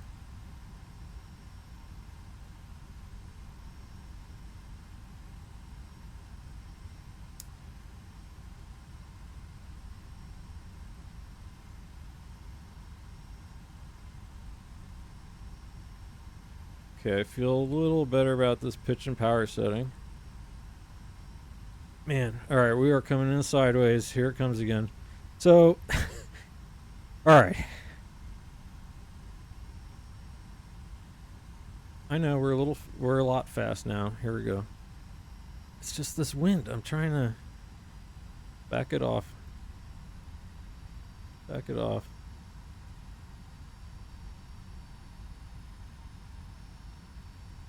Come on, Rolls Royce. No. All right. Little less power. 1,000. I'm gonna keep the runway right there in my sight and not let it move. Approaching 2-3 left. We need some speed. 3 red. That's not ideal. Flight slow. Yes. So. Flight slow. But I'm visual. We're not gonna worry about that.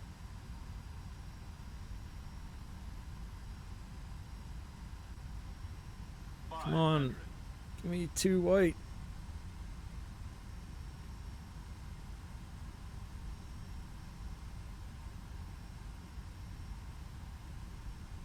There we go. Let's put her down. Let's put her down. We're doing it. We're doing it. Touchdown zone. Keep it right there. Keep it right there. Trim down. No ballooning. No ballooning. Trim down. Yes. Continue. Come on, baby. 100. Come on. Oh, we got this. 50. 50. 40. 30. 20. 10. Flare is going to be hard, but we're good. Reversers, full.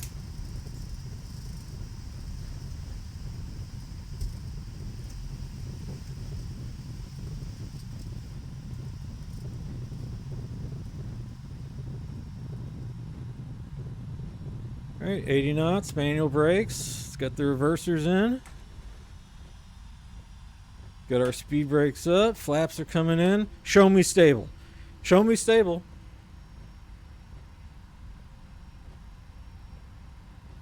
Auto brakes come off. Show it to me. Come on. Stable approach.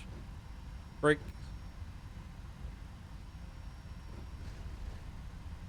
I feel like that was our greatest landing ever. Come on. Come on.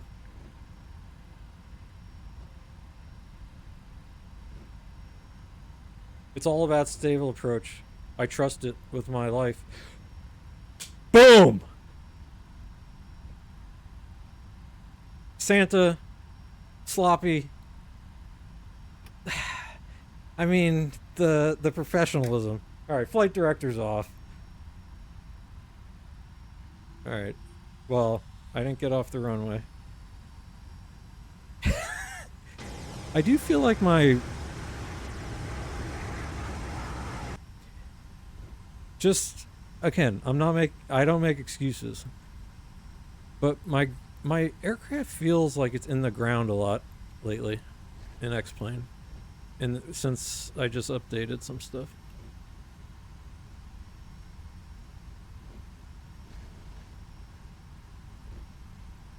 Oh, man, what a professional flight. What a professional flight that was. We're going straight to the bar. We are going straight to the bar. Alright, lights. Look at this. Lights are coming off professionally.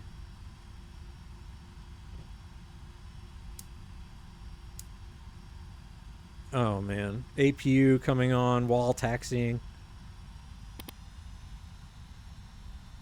Logo light on so everyone can see us.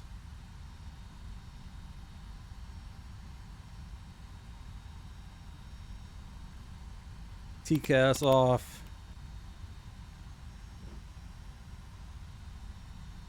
Wow. Well done, chat. So which is the Element one exactly? Is that when you just like stall your aircraft? You like fly runway heading, pull up, stall, and just turn around?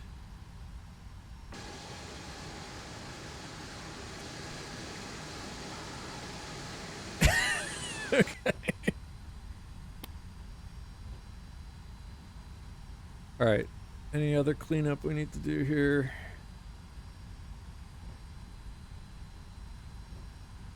I never turn the weather radar on, really. Because I still think X-Plane is broken in that regard. Oh, Indy. I am in you. I've done a lot of spotting at Indy, actually. It's where I fell in love with this aircraft right here. I was like, what is that beautiful plane? Alright, Princess parking for us.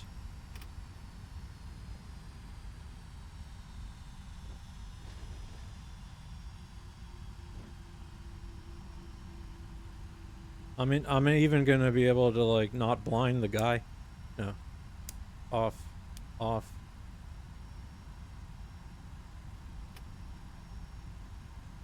Let's get a master park job going.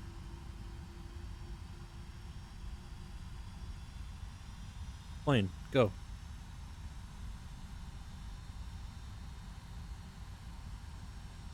Alright, we're gonna park and then debrief. And by debrief, I mean watch our landing a bunch of times on X-Plane. And then I think I think I'm gonna get out while I'm ahead here. Plus, I want to go watch Black Box stream. I think he's probably streaming soon. And learn.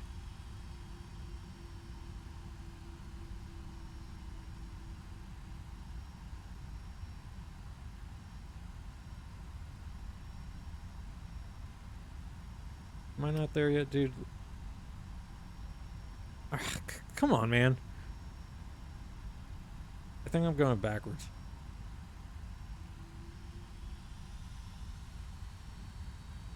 Like I said, the ground feels weird to me in the next plane. Alright, you know what? Fuck it. We're good.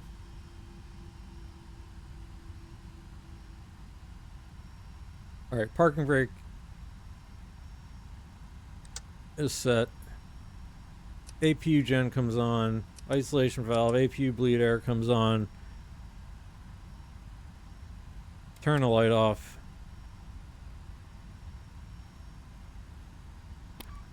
Engine's off.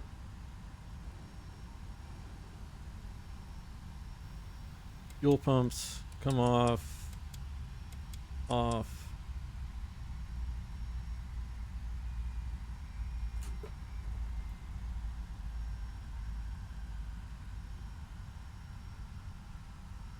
All right.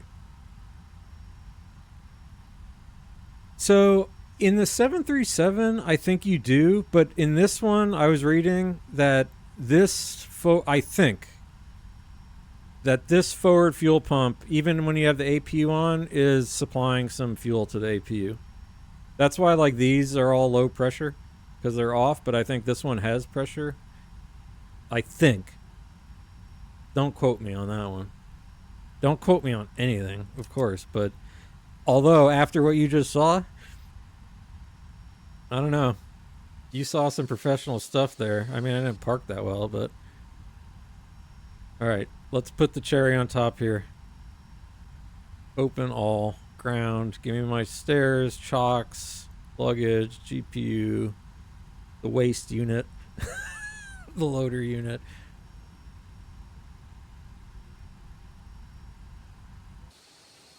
Oh yeah. Packages being delivered. I'm getting my new Windwing stuff coming in the mail today. No, I don't have any Windwing stuff coming. Alright. Get the hydraulics off. Think I'm happy with everything else at the moment. This feels sufficiently shut down. Yeah. I finally did it. Now I can finish my coffee. And let's, this is what I'm excited about now.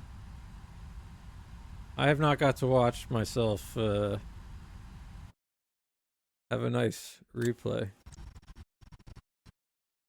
Oi, mate! Have a good time in London. Make sure to come back.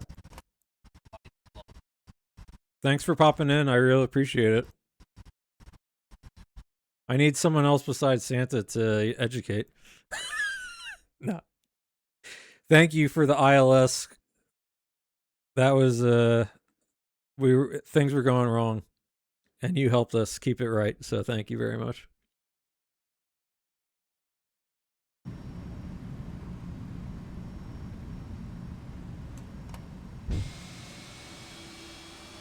All right, let's watch this pro landing.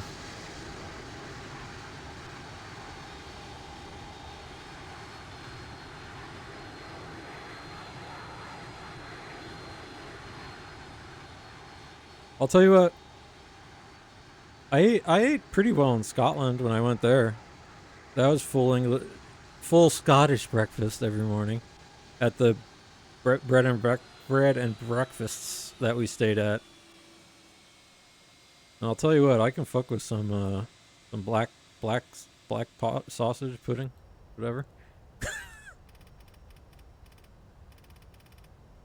All right, so whatever. Inside this plane is all jacked up during the replay, but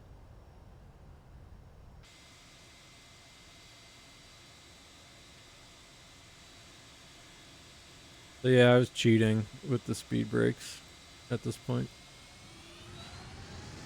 Let's wait till we see flaps 1 come out.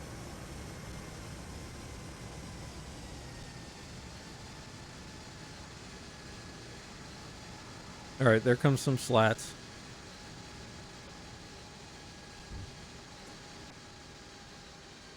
Oops.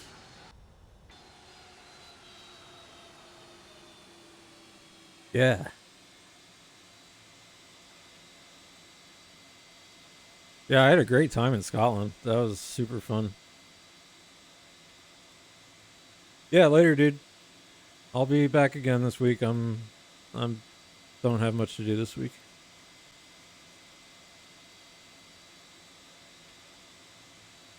Oh man, what a redemption stream. What a redemption stream. This is why we do it. You know, this is all about self-improvement. That's what this stream is about. Self-improvement. And looking at a beautiful 757. Although, let me go, yeah, we want drone mode.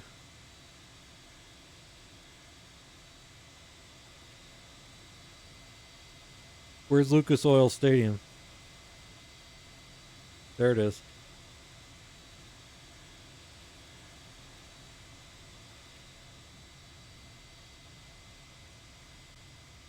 So I guess I was still helping myself to speed brakes at this point. Which, you know what? That's just that's the way it goes.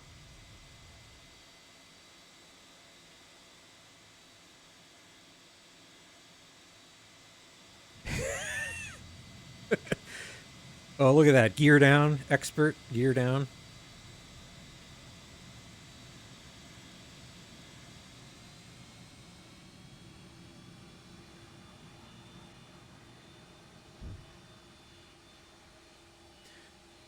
So we were nicely configured by 10 miles. There come flaps.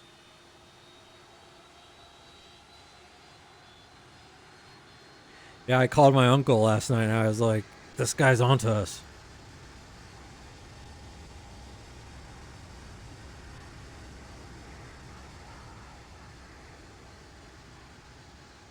But, I mean, see, dude, look at this. These pilots, you know, mad respect.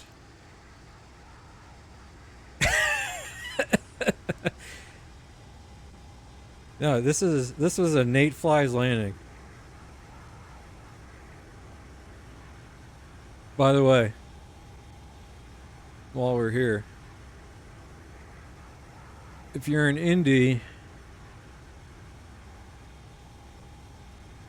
right about, let's see, where are we? There's Lucas Oil. Right about here somewhere. Well, first of all, here's the minor league team. It's a great little baseball stadium. We'll fly around. But convention center right around here somewhere is the Shapiro's. That's the famous deli, which is okay. It's just okay. Yes, it's exactly where the Colts lose at. But here's well, we lost our UK bruv, but here's for all any other European bros watching. You know what that is? Indianapolis 500 Motor Speedway.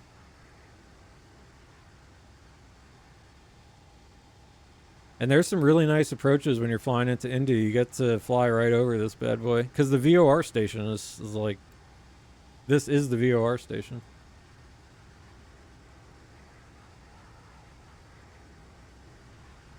But yeah, look at this.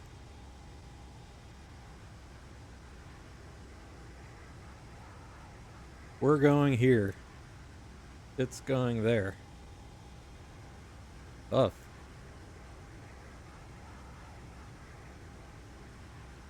Where is Larry Bird? He probably lives up in, I mean, that's why that waypoint is named Larry.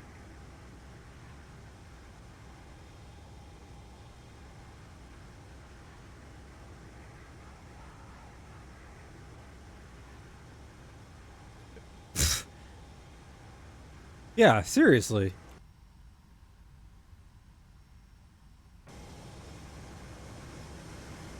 And Reggie works two ways. Because it could be for Reggie Wayne, too.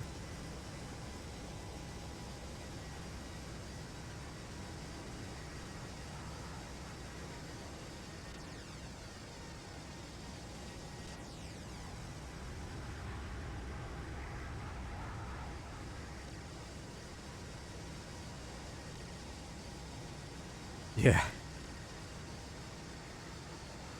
Well, where did he play college? Where did Larry Bird play college basketball?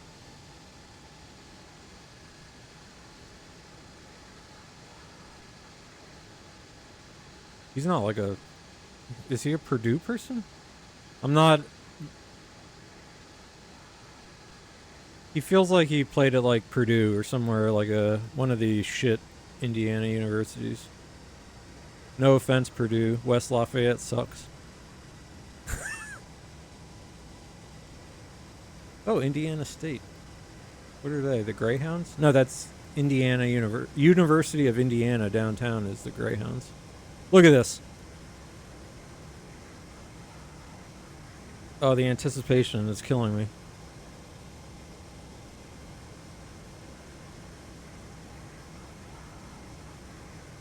So, it wasn't perfect by any means, don't get me wrong. I started coming in too low and I was having a little trouble on the speed. Yeah. We will ask the AI later. It's okay.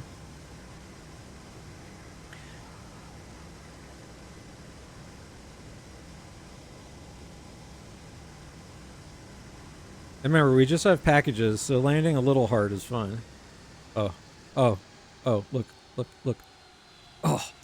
Oh, shit, I bounced. Okay, so, you know, we have stuff to work on, but we're down. So we bounced. It wasn't as beautiful as I thought it was, but it was still pretty beautiful. No, hey, I don't run. I don't run. We're gonna watch that bounce in all its glory. You know, I just wanted to take some little pressure off the wheels.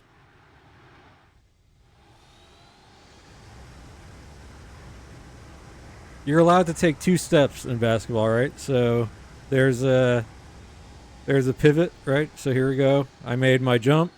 1, 2, layup. Dunk. I stayed, you know, at least a few meters within the center line. Like I said, I was drinking a lot last night, so this is fine.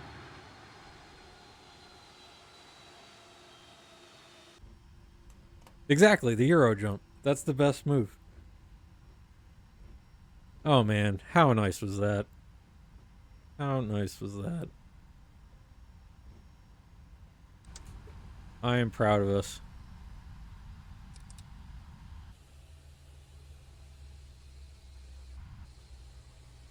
But if we'll look at Indy before I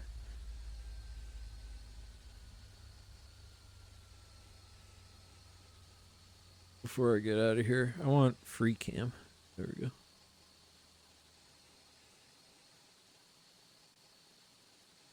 Beautiful.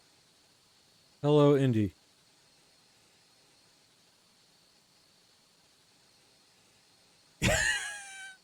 I didn't almost die. That was like expert level.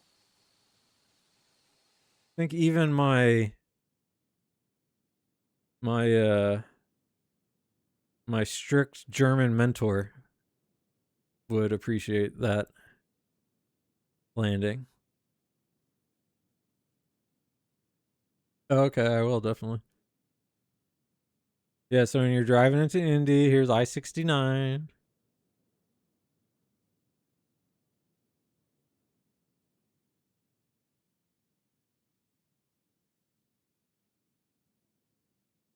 Yeah, that's all you want to do.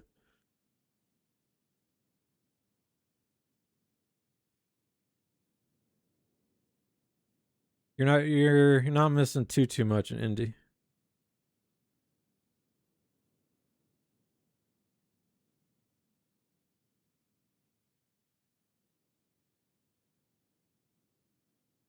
Okay. Did you go through Indy or around on 465?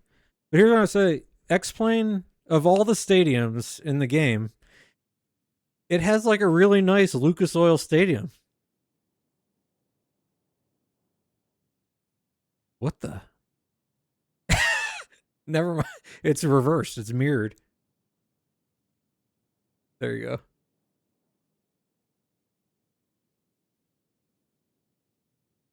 But like, this is pretty good, Lucas Oil.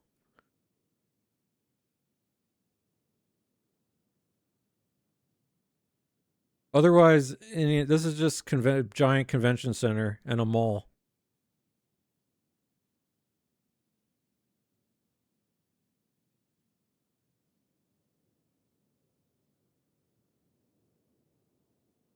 It does.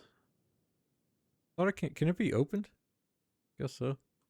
Yeah, but here's the courthouse. And then the only good thing they've done in Indy lately is this part, the circle.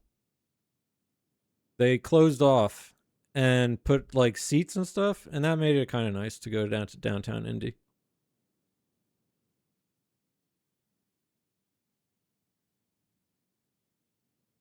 And yeah, is this the base? Is this where the Indians? So they're still the Indians here, the minor league baseball team. They're the Pirates affiliate. I thought they were on this. No, here it is. Yeah. So this is really nice ballpark. Now the trees are not there. But as far as minor league parks go, this isn't bad because again, they have to do some tree trimming, but you do get a view of Indy for what it's worth. Get out of here. You know, Santa band. I'm out band. Anyway, this is a good, it's a nice little minor league park. Unfortunately, downtown Indy, no good. But there, you know, you can eat the deli here and there's some good restaurants.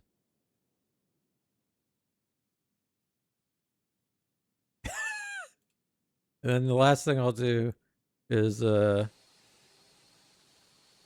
just show you my spotting location. So I'm going to give you some of my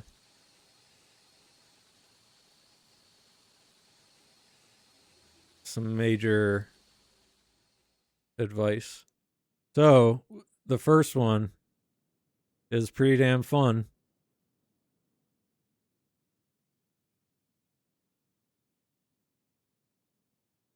You can come right here. This is just all, you know, regular nothing. And there's this little access road. Where is it? Right? Is this it? Anyway, you can stand directly below. It's not really showing it, but like you can basically come post up right here.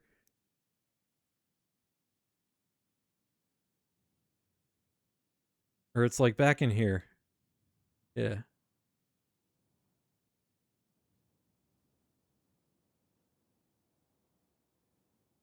Okay.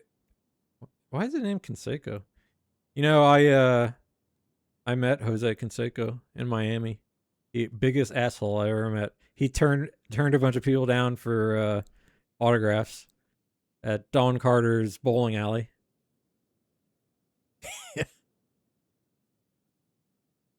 All right, the other good spotting location. You just have to like be cool with the police because it was somewhere right around here.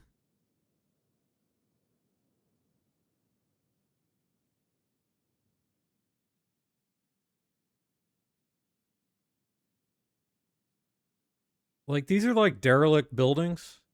Maybe it was back here. Anyway, you can get like pretty up in here somewhere.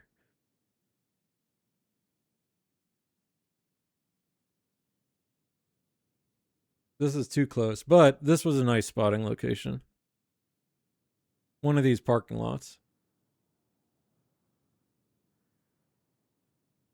You don't, you know, it's not the best, but you get really nice overhead. And when flights are doing the, you know, they'll do this kind of approach out over here and come in. And so if you got binoculars, you can watch when they're landing 2-3 right and taking off 2-3 right.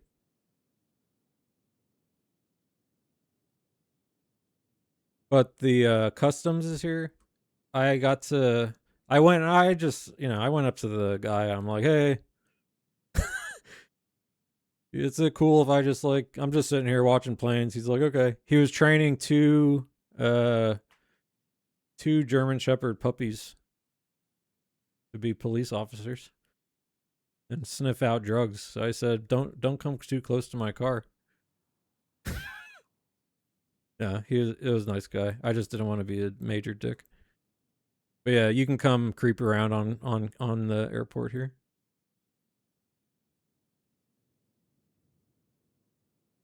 Okay. Well, holy shit. We bounced the landing, but we didn't crash. And so this is much better. So I'm gonna go have lunch. I'm gonna go watch a real pro at this. Hey, look, I'm taking. You have to relish in the wins, and we learn from everything. That's it. This stream is about nothing else. It's about self-improvement. At some point, when they finish this this parking garage, it will be nice to actually be at. The problem is now they have it all blocked off.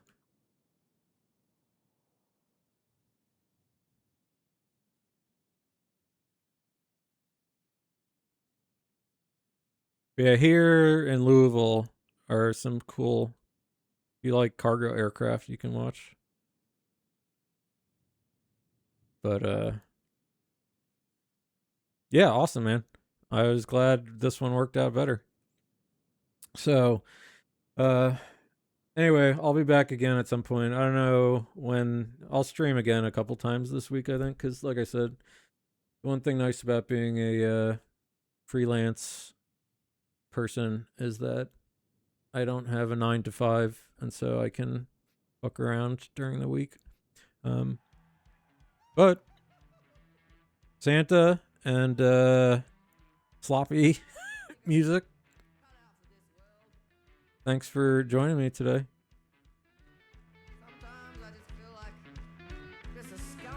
I don't feel like a scumbag today.